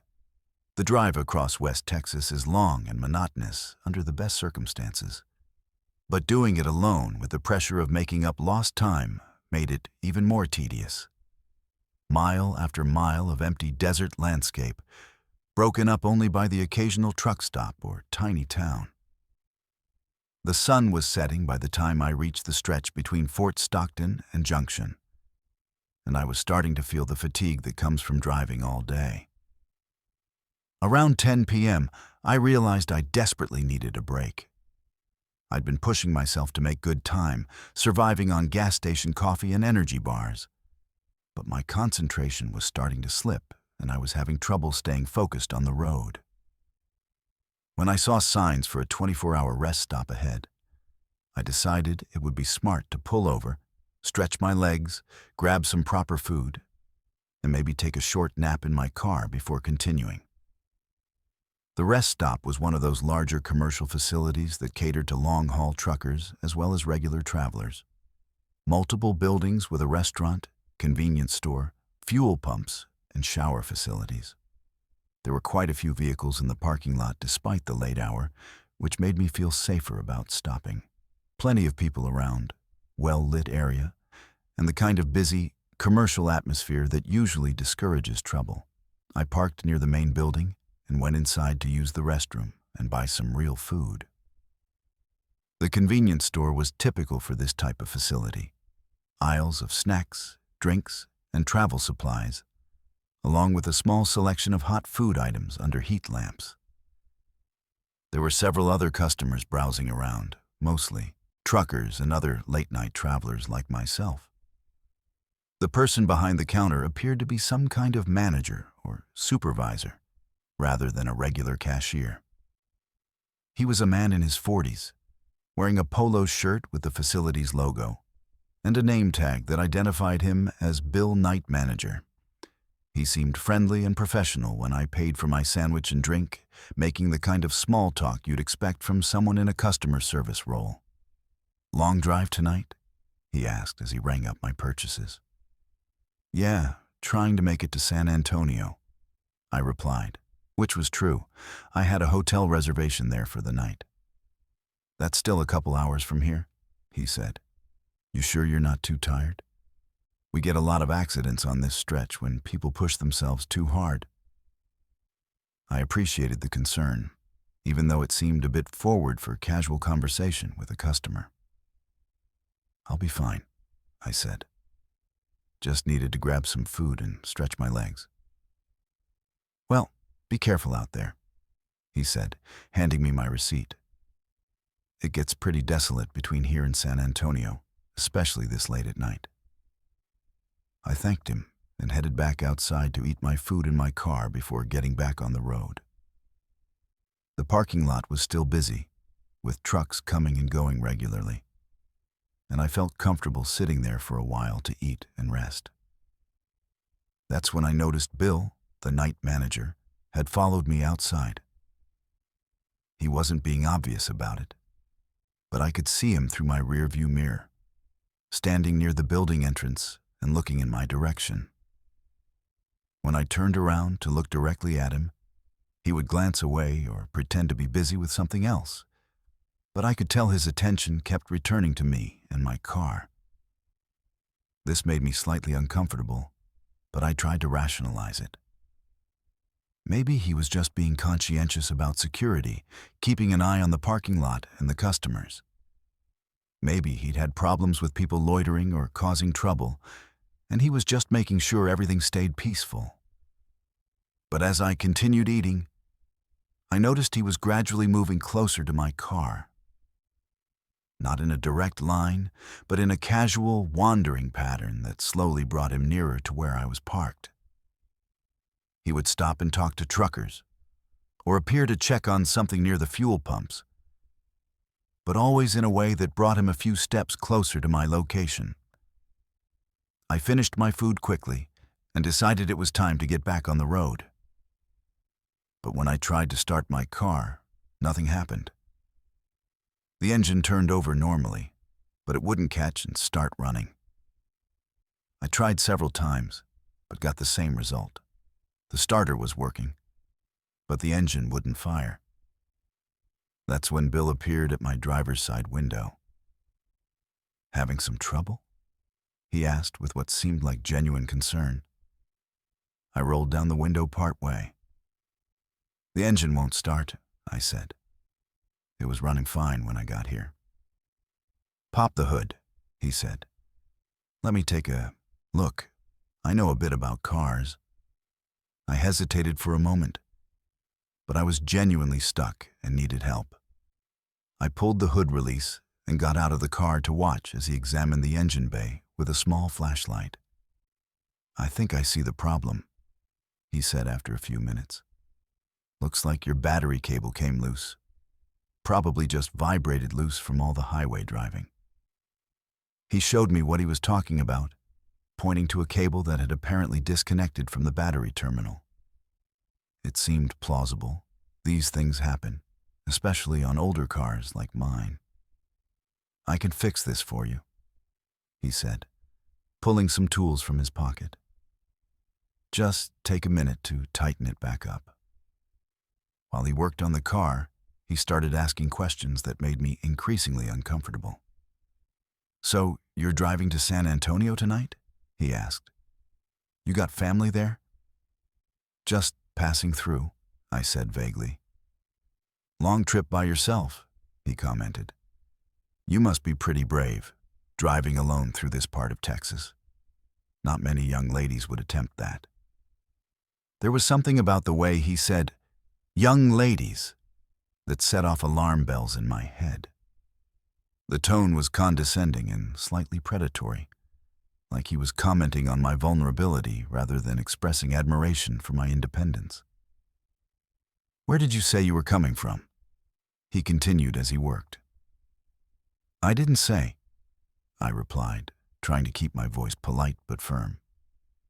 "California plates," he observed, glancing at my license plate.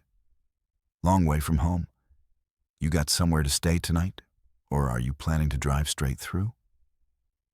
I didn't answer this question. Something about his persistence in asking personal details about my travel plans was making me very nervous. These weren't the kind of casual questions you'd expect from someone just making conversation while helping with car trouble. "There," he said, straightening up and closing the hood. "That should do it. Try starting her up now." I got back in the car and turned the key. The engine started immediately, running smoothly as if there had never been any problem at all. "Thank you so much," I said through the partially open window. "I really appreciate the help." "No problem at all," he replied. But instead of stepping back to let me leave, he moved closer to the car. You know, I'm a little concerned about you driving alone this late at night. This stretch of highway can be dangerous for a young woman by herself." "I'll be fine," I said, putting the car in reverse. "Thanks again for your help." But he didn't move away from the car.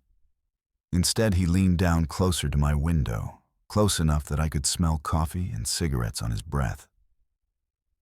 "The thing is," he said, his voice taking on a different tone, less helpful, more insistent. "I've been watching you since you got here, and I can tell you're nervous. Maybe a little scared. That's not safe when you're driving alone at night." I felt a chill run down my spine. "I need to get going," I said firmly, hoping he would take the hint and step away from the car. "You know what I think?"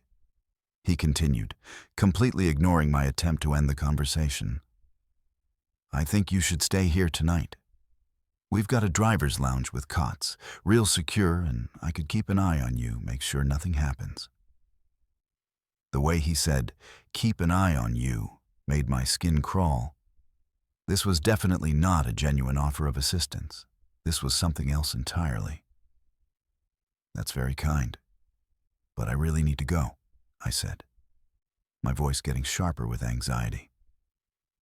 "The thing is," he said. Now his tone was becoming openly threatening. "I don't think your car is going to make it very far. That battery cable I fixed? It's going to come loose again real soon. Probably within the next few miles." I stared at him through the window, finally understanding what was happening. He hadn't fixed a loose battery cable. He had disconnected it in the first place. He had deliberately sabotaged my car to create a situation where I would need his help. And now he was threatening to do it again if I didn't comply with his suggestions. "I know this area real well," he continued, his hand resting on the roof of my car in a way that made it clear he could prevent me from leaving if he wanted to. "Real isolated between here and the next town. If your car breaks down out there, it could be hours before anyone finds you. Dangerous things can happen to a young woman stranded alone on a dark highway." I realized I was in serious trouble. This man had disabled my car, lured me into a vulnerable situation, and was now making it clear that he had no intention of letting me leave safely. The parking lot that had seemed so busy and safe when I arrived now felt isolated and threatening. The other customers and truckers were far away, focused on their own business, and unlikely to notice or intervene in what appeared to be a casual conversation between a helpful manager and a customer. I made a split-second decision. Instead of trying to argue or negotiate with him, I gunned the engine and backed up quickly, forcing him to jump away from the car to avoid being hit. I threw the transmission into drive and floored the accelerator, heading for the parking lot exit as fast as I could safely manage. In my rearview mirror, I could see him standing in the parking lot, watching me leave. He wasn't running after me or showing any sign of panic or surprise. He was just standing there calmly, like this was exactly the outcome he had expected. I drove for the next 2 hours without stopping, checking my mirrors constantly to make sure I wasn't being followed. Every time I saw headlights behind me, my heart would race until the vehicle passed me or turned off at an exit. The car ran perfectly the entire way to San Antonio, with no sign of the battery problems he had threatened. When I finally reached my hotel, I was shaking so badly I could barely hold my key card, steady enough to unlock my room. I called the Texas State Police and reported the incident, giving them the location of the rest stop and a description of the man who had threatened me. The dispatcher took my report seriously and said they would send a trooper to check on the facility, but I never heard back about whether they found anything suspicious. I also called the corporate headquarters of the truck stop chain the next morning and reported what had happened. They claimed to have no employee named Bill working as a night manager at that location, and said they would investigate the incident. Again, I never received any follow-up information. The experience taught me that predators can be incredibly sophisticated in their methods. This wasn't some random criminal who spotted an opportunity. This was someone who had clearly done this before. Someone who knew exactly how to create a situation where a victim would be isolated and vulnerable.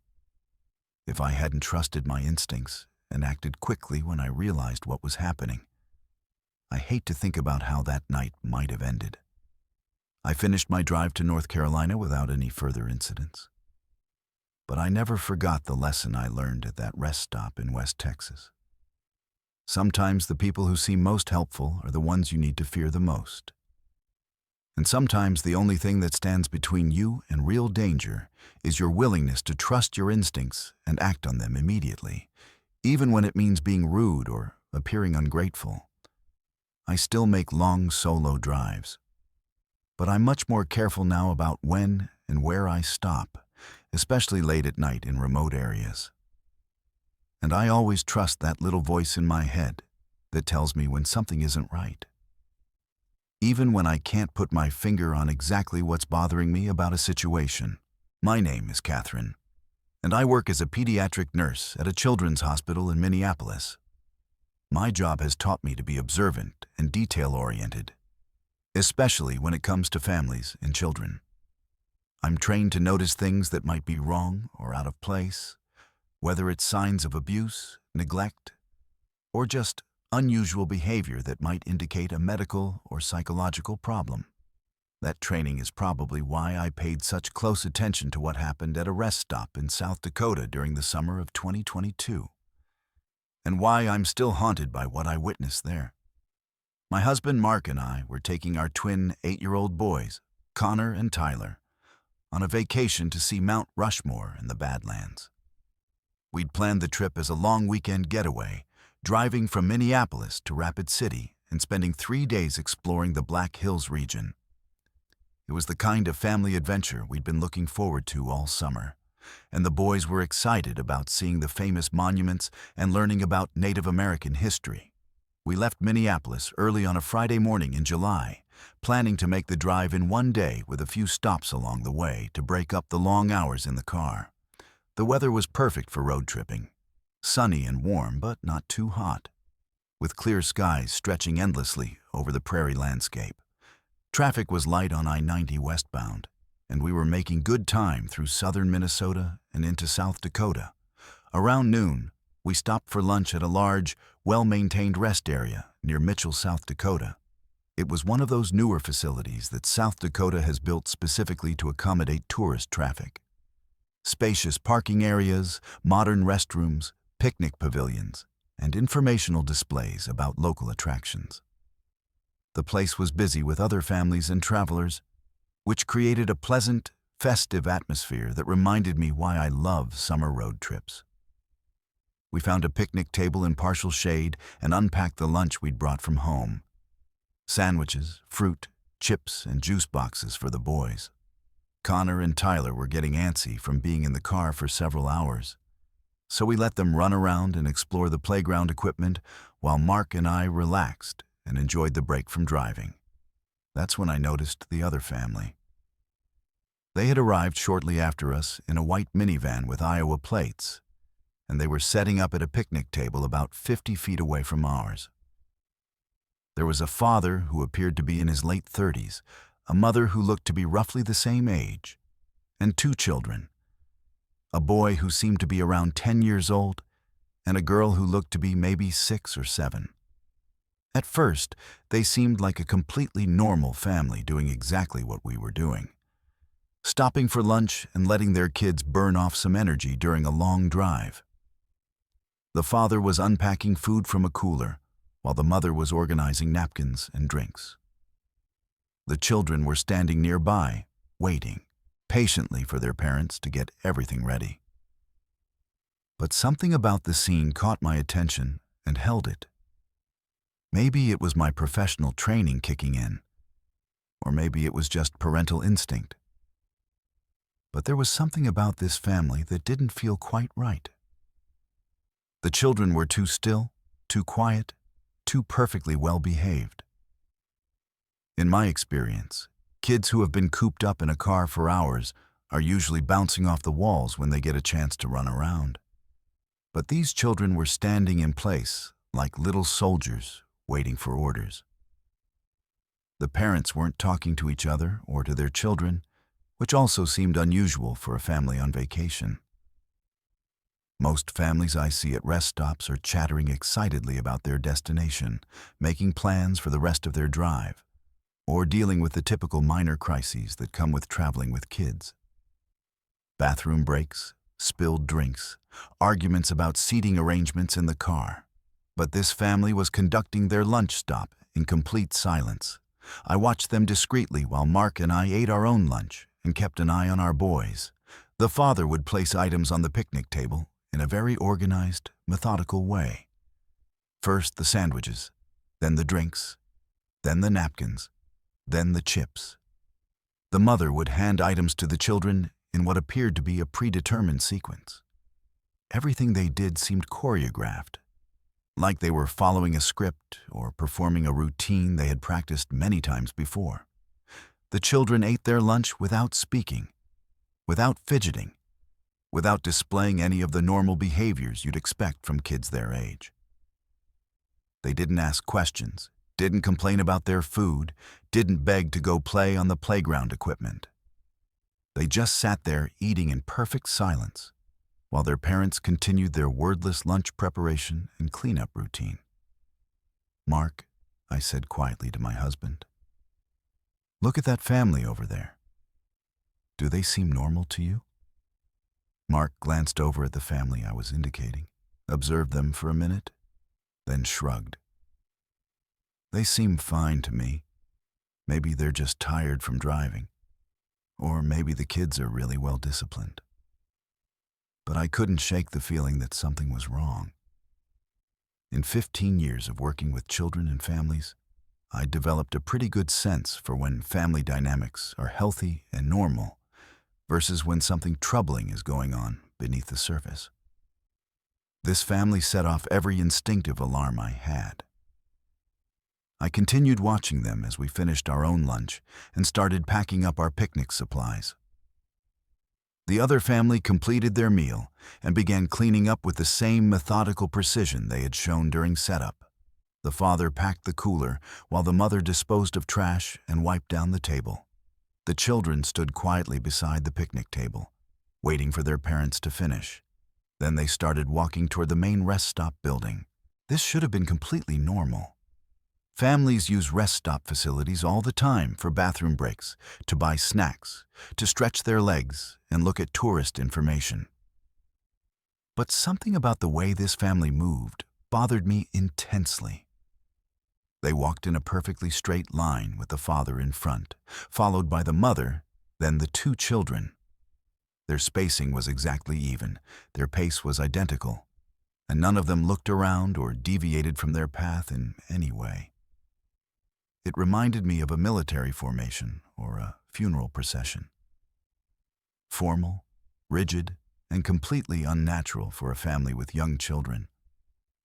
I found myself getting up from our picnic table and following them at a distance, telling Mark I wanted to use the restroom before we got back on the road. But really, I was compelled to keep watching this family because everything about their behavior was triggering my professional instincts about situations where children might be in danger. I watched them walk across the parking lot, maintaining their perfect formation, heading directly toward the main building that housed the restrooms and visitor information center. They never wavered from their straight-line path, never paused to look at anything, never interacted with each other or with any of the other people in the area. But here's the thing that still gives me nightmares. They never made it to the building. I was maybe 30 feet behind them, walking at a normal pace while they maintained their mechanical march toward the facilities. There were dozens of other people in the area, families with children, elderly couples, truckers, tourists, all moving around the rest stop in the typical casual patterns you'd expect. The parking lot was busy, but not crowded, and visibility was excellent under the bright afternoon sun. The family was about 20 feet from the entrance to the main building when they simply vanished. I don't mean they went inside the building or walked around to a different entrance or got distracted and changed direction. I mean they disappeared completely, instantaneously in broad daylight, with clear lines of sight in all directions. 1 second I could see all 4 of them walking in their rigid formation toward the building entrance. I blinked, and they were gone. Not inside the building, not behind another vehicle, not around a corner. Completely gone, as if they had never existed at all. I stood there in shock for several minutes, looking around frantically for any sign of where they could have gone. I walked to the building entrance and looked inside. They weren't there. I circled the entire building, checking all the other entrances and exits. No sign of them. I even went back to the picnic area where they had been eating lunch, thinking maybe I had somehow gotten confused and they had returned to their table. But their white minivan was still parked where they had left it, and there was no trace of them anywhere. By this time, Mark had noticed that I'd been gone for a while and had come looking for me with Connor and Tyler in tow. I tried to explain what I had seen, but it sounded crazy even to my own ears. A family had vanished into thin air in broad daylight at a busy rest stop with dozens of witnesses around. But Mark has been married to me long enough to know that I don't imagine things or make up stories for attention. If I said something strange had happened, he was willing to listen and help me figure it out. We spent the next hour searching the entire rest area and questioning other people who had been there during the lunch period. Several people remembered seeing the family I described: the white minivan, the parents and 2 children, the unusually quiet and well-organized behavior during their picnic lunch. But nobody had seen them leave their picnic table, and nobody had witnessed them walking toward the building or disappearing. One elderly man who had been sitting on a bench near the main building specifically remembered looking in that direction at the time I claimed the family had vanished. He insisted that he would have noticed a family of 4 walking toward the entrance, and he was certain that no such group had passed by his location. We contacted the rest area management and asked them to check their security cameras. The facility had multiple cameras covering the parking areas and building entrances, and they were able to review the footage from the time period when the family had been there. The security video showed the family arriving in their white minivan, setting up their picnic lunch, eating in silence, and cleaning up their table. But when they should have been walking toward the building, the cameras showed something impossible.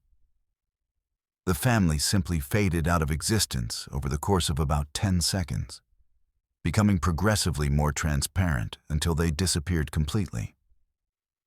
The rest area manager was as baffled as we were. He made copies of the relevant footage and said he would report the incident to local law enforcement, but he'd never seen anything like it in 20 years of working at highway facilities. We filed a missing persons report with the South Dakota State Police, providing the license plate number of the white minivan and detailed descriptions of all 4 family members.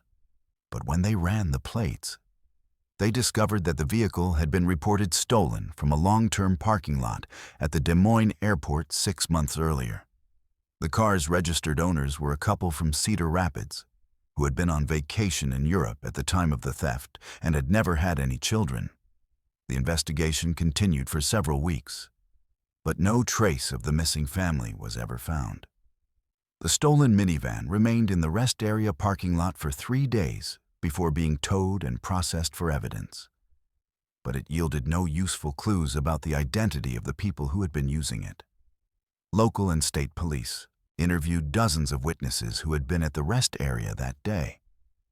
But nobody could provide any additional information about what had happened to the family or where they might have gone.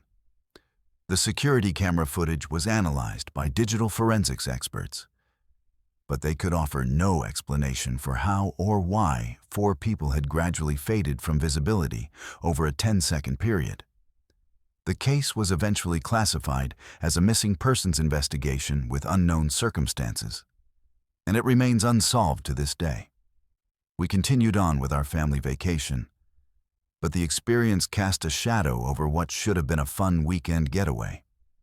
Connor and Tyler were too young to fully understand what had happened, but they picked up on Mark's and my anxiety and kept asking questions about the invisible family for weeks after we returned home. I still think about that family regularly, especially when I'm working with children who seem too quiet, too compliant, too perfectly well-behaved for their age. I wonder if those children were in some kind of danger, if their unusual behavior was a sign that something terrible was happening to them. I wonder if their disappearance was somehow connected to whatever had been wrong with their family dynamics. Most of all, I wonder if they're still out there somewhere, trapped in that same rigid, silent routine, waiting for someone to notice that they need help. My name is Jimmy, and I've been a long-haul trucker for 18 years, covering routes across the western United States. In all that time driving through some of the most remote and challenging terrain in the country, I've encountered just about every kind of weather, road condition, and emergency situation you can imagine. Mountain passes in blizzards, desert highways in 120-degree heat, ice storms, flash floods. I thought I'd seen it all. But nothing in my experience prepared me for what happened during a winter storm in the Colorado Rockies in February 2023. I was hauling a load of electronics from Denver to Salt Lake City, taking Highway 6 through the mountains because I-70 was closed due to avalanche danger. The weather had been deteriorating all day, with snow starting as light flurries in the morning, but gradually building into a full-scale blizzard by late afternoon. Visibility was getting worse by the hour, and the wind was picking up to the point where it was becoming difficult to keep my rig steady on the road. Around 8 p.m., I was climbing through a particularly treacherous section of highway when the storm intensified beyond anything I'd ever experienced. The snow was coming down so heavily that my headlights could barely penetrate more than a few feet ahead, and the wind was creating whiteout conditions that made it impossible to see the road markings or guardrails. My CB radio was picking up reports from other drivers about multiple accidents and road closures, and it was becoming clear that continuing in these conditions would be suicidal. When I saw the lights of what appeared to be a rest area ahead, I made the decision to pull off and wait out the worst of the storm. I've been driving long enough to know that no delivery schedule is worth risking your life for. And this blizzard was rapidly approaching the kind of conditions that kill people who try to push through them. The rest area was one of those high-altitude facilities designed specifically for mountain highway conditions. Substantial buildings built to withstand severe weather, with covered areas for vehicles and emergency shelter capabilities. As I pulled into the parking area, I could see several other vehicles already there. A few cars, another semi-truck, and what looked like an RV that had probably been trapped by the storm just like I was. I parked my rig in a spot that offered some protection from the wind and made my way to the main building, fighting through snow that was already knee-deep in the areas where it had drifted. The wind was howling with a ferocity that made it difficult to hear anything else, and the temperature was dropping fast enough that I could feel the cold penetrating through my heavy winter jacket. The building's main entrance was heavy and well sealed against the weather, and when I pushed through it, I was grateful to find myself in a warm, well-lit space that offered obvious refuge from the brutal conditions outside. There were maybe a dozen other people already there. Other stranded travelers who had made the same decision I had to seek shelter rather than risk continuing in the storm. Most of them were huddled in the main lobby area, sitting on benches or standing near the large windows that normally would have offered spectacular views of the mountain landscape, but now showed nothing but swirling snow and darkness. The mood was generally calm but concerned. Everyone understood we were dealing with a serious weather event. but the facility seemed well equipped to handle the situation, and nobody appeared to be panicking. I was settling in for what I figured would be a long night when one of the facility maintenance workers approached me. He was a man in his 50s, wearing the kind of heavy-duty winter clothing that suggested he was accustomed to working in harsh mountain conditions. His name tag identified him as Dave, and he had the weathered look of someone who'd spent years dealing with Colorado winters. "You picked a hell of a night to be traveling," he said with the kind of dark humor that mountain people use to cope with dangerous weather. "Tell me about it," I replied. "Any idea how long this is supposed to last?" "Weather Service is saying it could go on for another 12 to 15 hours, he said, shaking his head. "This is one of the worst storms we've seen in years. You folks are going to be here for a while." He paused and looked around at the growing number of stranded travelers filling up the main lobby area.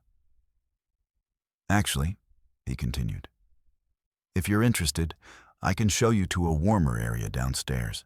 It's not open to the public normally, but we use it for situations like this, when we've got a lot of people who need to stay overnight."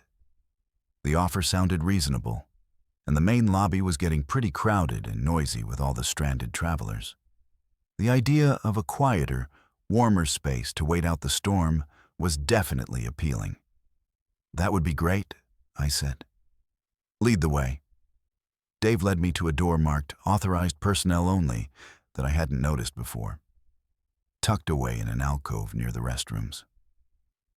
He produced a set of keys and unlocked it, revealing a staircase that descended into what appeared to be a basement level of the facility. "We don't usually bring people down here," he explained as we walked down the concrete steps.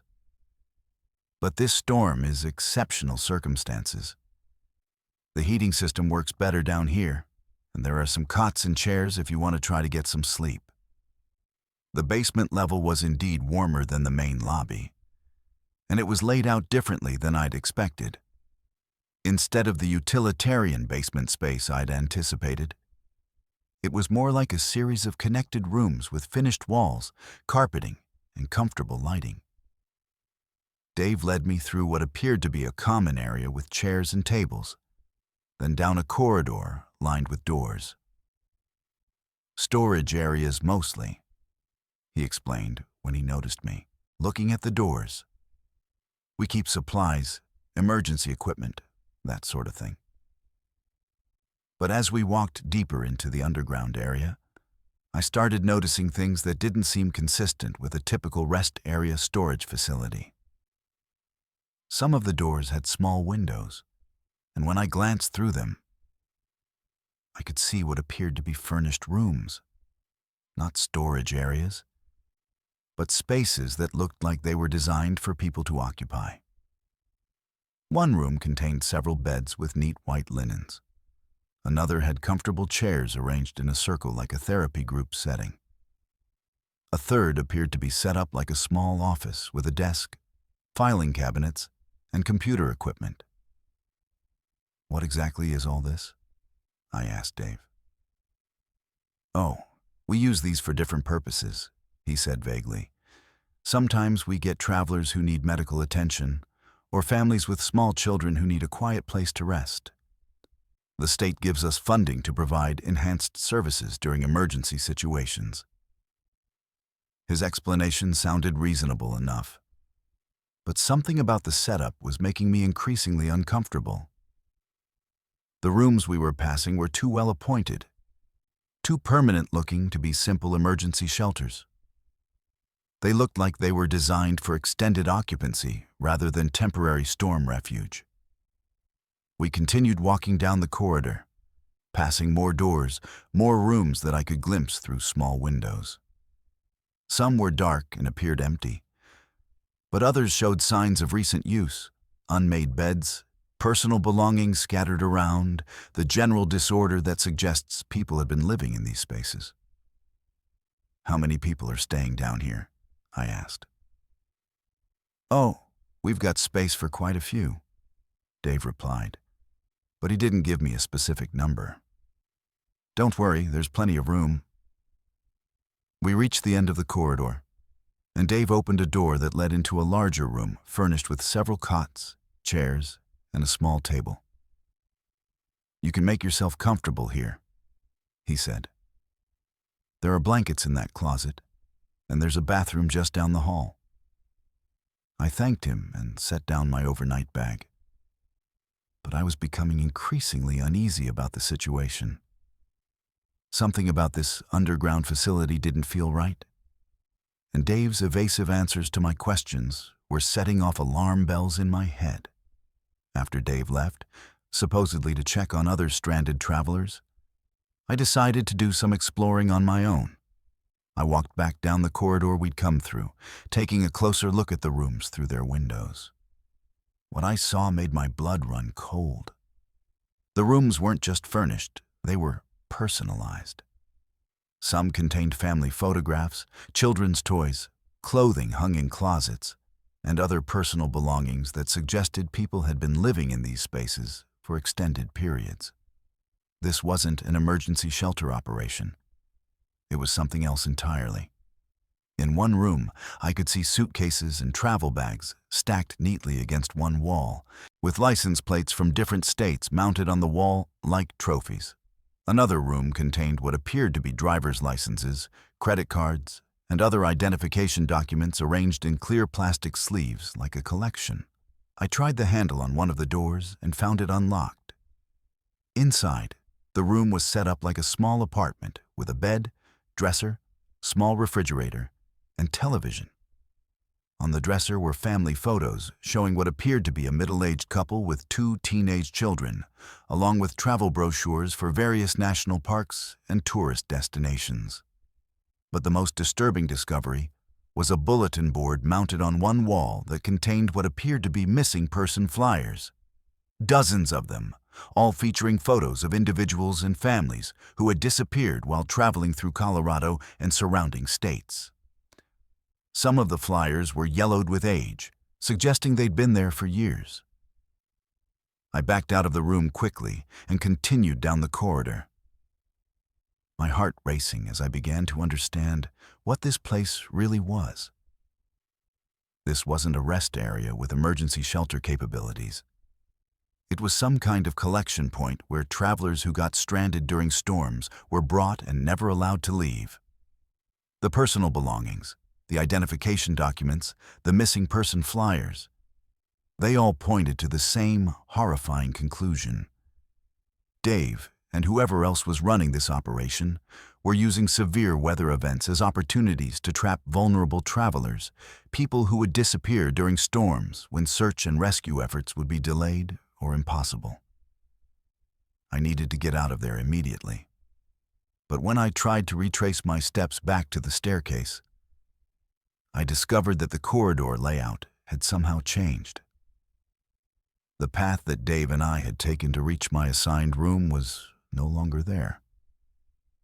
Instead, I found myself in a section of the underground facility that I hadn't seen before.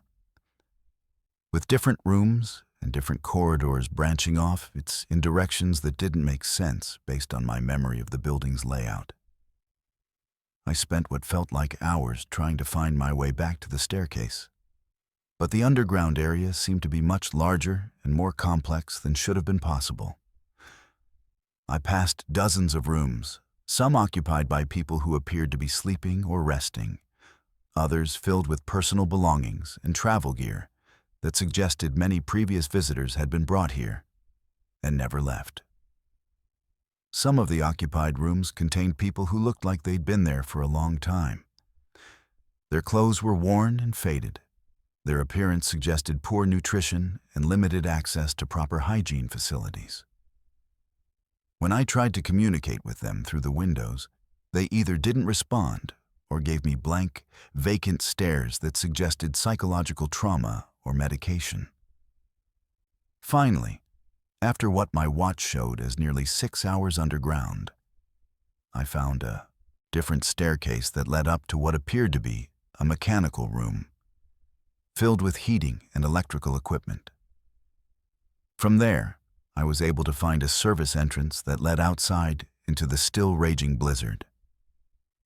The cold hit me like a physical blow. But I preferred the deadly mountain storm to whatever was happening in that underground facility. I fought my way through the deep snow to where I'd parked my truck, started the engine, and began the dangerous process of getting back onto the highway despite the continuing whiteout conditions. I drove for 3 hours through some of the worst weather I've ever experienced, barely able to see the road and stopping frequently to clear ice from my windshield. But eventually, the storm began to clear, and I was able to make it to a truck stop in Grand Junction where I called the Colorado State Police and tried to report what I'd discovered. The dispatcher listened to my story, but seemed skeptical about the details. When state troopers checked the rest area the following day, they found a normal, well-maintained facility with no underground levels beyond a standard basement containing heating and maintenance equipment. There was no sign of the elaborate underground complex I described, no evidence of missing persons materials, and no employee named Dave. The official conclusion was that I'd become disoriented during the blizzard and had somehow confused multiple locations or experienced hallucinations due to stress and exhaustion. But I know what I saw in that underground facility, and I know those missing person flyers were real. I still drive mountain routes regularly, but I never stop at remote rest areas during severe weather anymore. When storms hit, I find truck stops or motels in populated areas rather than risk getting stranded at facilities that might not be what they appear to be. Sometimes I search online for missing person cases from Colorado and surrounding states, looking for faces that might match the photos I saw in that underground collection.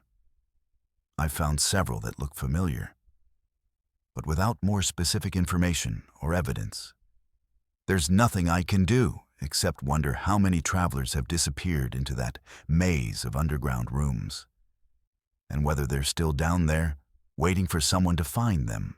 My name is Devin, and I honestly can't tell you how long I've been trying to leave this rest stop. Time doesn't seem to work the same way here as it does in the outside world, and my memories of what happened before I arrived are getting hazier with each passing hour, day. I'm not even sure anymore. I think I was driving somewhere. I have flashes of memory, being behind the wheel of my car, music playing on the radio, the sensation of highway miles passing beneath my tires. But the details are slipping away like water through my fingers. Was I going to visit someone? Coming home from work? Taking a vacation? The harder I try to remember, the more the memories seem to dissolve. What I do remember clearly is pulling into this rest stop because I needed to use the bathroom. It looked completely ordinary. A standard highway facility with brick buildings, picnic tables, and a parking area that could accommodate maybe 30 vehicles. Nothing unusual, nothing that would have given me any reason to be cautious or concerned. I parked in a space near the main building, used the restroom, bought a soda from a vending machine, and walked back to my car. Simple, routine, forgettable. Except when I got back in my car and drove toward the exit, something went wrong. Instead of merging back onto whatever highway I'd been traveling, I found myself pulling into the same rest stop again. Same building, same parking spaces, same vending machines. At first, I thought I'd gotten confused and somehow made a wrong turn, maybe driven in a circle around the facility without realizing it. So I tried again. I parked, got out of my car, and walked around the entire perimeter of the rest stop to get my bearings. There was definitely only one entrance and one exit, and they connected to what appeared to be a normal highway with traffic moving in both directions. Nothing complicated about the layout, nothing that should have caused any confusion. I got back in my car, drove carefully toward the exit, and paid close attention to every turn and merge. I made sure I was heading in the right direction, checked my mirrors, watched the road signs. But within what felt like 5 minutes of driving, I was pulling into the same rest stop again. That's when I started to panic. I tried different approaches, driving faster, driving slower, taking the entrance ramp in reverse to see if that would somehow break whatever pattern I was caught in. I tried getting out of my car at the highway entrance and walking along the road to see where it led. I tried calling for help on my cell phone, but I had no signal despite being on what should have been a major highway. Nothing worked. Every attempt to leave the rest stop resulted in me arriving back at the rest stop within minutes, pulling into the same parking area as if I'd never left at all. The worst part is the other people. There are maybe 15 or 20 other individuals here at any given time. Men, women, children, elderly couples, solo travelers like myself. They all seem to be going through the normal motions of rest stop visitors, using the facilities, eating snacks, stretching their legs, checking their phones. But none of them seem to notice that we're all trapped here. I've tried talking to them, explaining the situation, asking if they've experienced the same problem with being unable to leave. But their responses are always vague and disconnected, like they're not really hearing what I'm saying or understanding the implications of what I'm telling them. A woman in a blue jacket will smile and nod when I explain that I've been trying to leave for hours, then immediately ask me if I know what time it is or whether I think it's going to rain. An elderly man will listen politely to my description of driving in circles, then tell me about his grandchildren as if we're having a completely different conversation. The children are the worst. They play on the small playground equipment or run around the grassy areas. But they never get tired, never ask their parents when they're leaving, never show any awareness that anything unusual is happening. They just repeat the same activities over and over. Swinging on the same swing, climbing the same piece of equipment, playing the same games. I've started paying attention to the patterns, trying to document what I observe to maintain some sense of sanity and purpose. The woman in the blue jacket always sits at the same picnic table and eats the same bag of chips. The elderly man always walks his small dog along the same path around the perimeter of the facility. A family with teenage children always has the same conversation about their travel plans while looking at the same road atlas. The repetition is exact, mechanical, like watching a video loop play over and over again. These people aren't just trapped here like I am. They're stuck repeating the same actions, the same conversations, the same behaviors, without any awareness that they've done it all before. I've tried disrupting their patterns, inserting myself into their routines to see if I can break the cycle. I'll sit at the woman's picnic table before she gets there, or I'll stand in the path where the elderly man walks his dog. But they simply adjust around me as if I'm not there, finding new ways to complete their predetermined actions while maintaining the same essential behaviors. My car is always parked in the same spot when I return from my failed escape attempts, even though I remember parking it in different locations. My fuel gauge always shows the same level. My odometer never changes. My clock displays times that don't seem to follow any logical sequence. Sometimes it shows morning, sometimes afternoon, sometimes evening. But the lighting and weather never change to match. I've explored every inch of this rest stop looking for clues, answers, or escape routes. The building interiors are always the same. Clean restrooms, functioning, vending machines, informational displays about local attractions and highway conditions. But when I read the displays carefully, the information doesn't make sense. The text describes places that don't exist, highways with impossible route numbers, and historical events that I'm sure never happened. There's a bulletin board near the entrance with community announcements and local information, but the content changes in ways that don't follow any pattern I can understand. Sometimes there are flyers for missing persons. Sometimes job listings for positions that don't seem real. Sometimes event announcements for activities that are supposedly happening right now in multiple different time periods. I found a flyer for a missing person that looked familiar, and when I studied it more closely, I realized it was me. My own photograph, my own name, my own description. According to the flyer, I disappeared 3 months ago while traveling through this area. But that can't be right, because I only arrived here.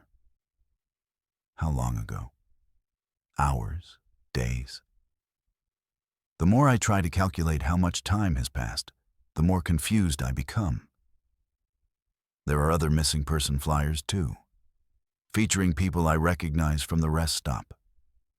The woman in the blue jacket, the elderly man with the dog, several members of the family with teenagers. All reported missing at different times over the past several years, all last seen in this general area. I think we're all trapped here together, caught in some kind of temporal loop that prevents us from leaving or even fully understanding our situation. The others have been here longer than I have, and the repetitive behavior patterns seem to be a side effect of extended exposure to whatever is keeping us here.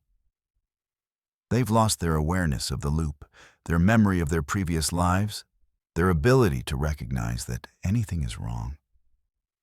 I can feel it happening to me too. Each cycle through the loop, my memories from before arriving here become a little fainter, a little less detailed. My sense of urgency about escaping diminishes slightly each time I fail to find a way out. The bizarre situation starts to feel more normal, more acceptable, more like just the way things are rather than a problem that needs to be solved. Sometimes I catch myself going through the same motions as the other trapped people.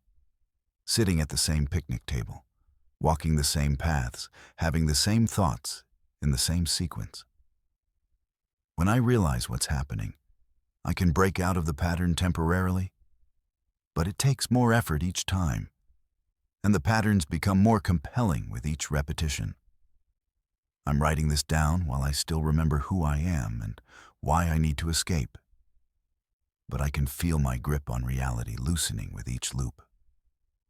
Soon, I'll probably join the others in their mindless repetition, going through the motions of being a rest stop visitor without any memory of my previous life or awareness that I'm trapped. If you're reading this somehow, if this account survives when I don't, please remember that we're here. We're real people who had lives and families and dreams before we got caught in this place.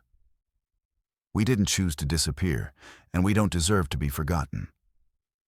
Don't stop at rest areas alone, especially in remote areas or during unusual circumstances. Don't ignore the feeling that something isn't right about a place or situation. Trust your instincts, and if something feels wrong, leave immediately and don't look back.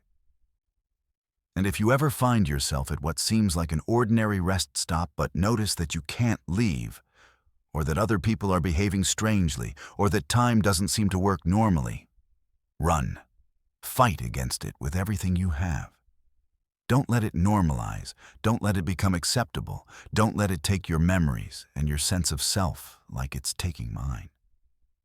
Remember us. Remember that we were real. And whatever you do, don't let yourself become another missing person flyer on a bulletin board that no one will ever read. Have you ever experienced something unexplainable at a rest stop during your travels? Has a routine pit stop ever turned into something that still haunts you years later? I want to hear from you. Share your story in the comments below. Whether it's a strange encounter with other travelers, an unexplained disappearance you witnessed, or a facility that didn't seem quite right, your experience could help other travelers stay safe, or it might provide answers for families still searching for missing loved ones. Don't forget to subscribe to Verified Fears for more true horror stories that will make you think twice about your next road trip. Hit that notification bell so you never miss our latest investigations into the unexplained encounters that happen in the places we least expect them. And remember, when you are out there on the highways, trust your instincts. Sometimes the most ordinary places hide the most extraordinary dangers. Stay safe out there and keep your eyes open. You never know what's waiting at the next rest stop.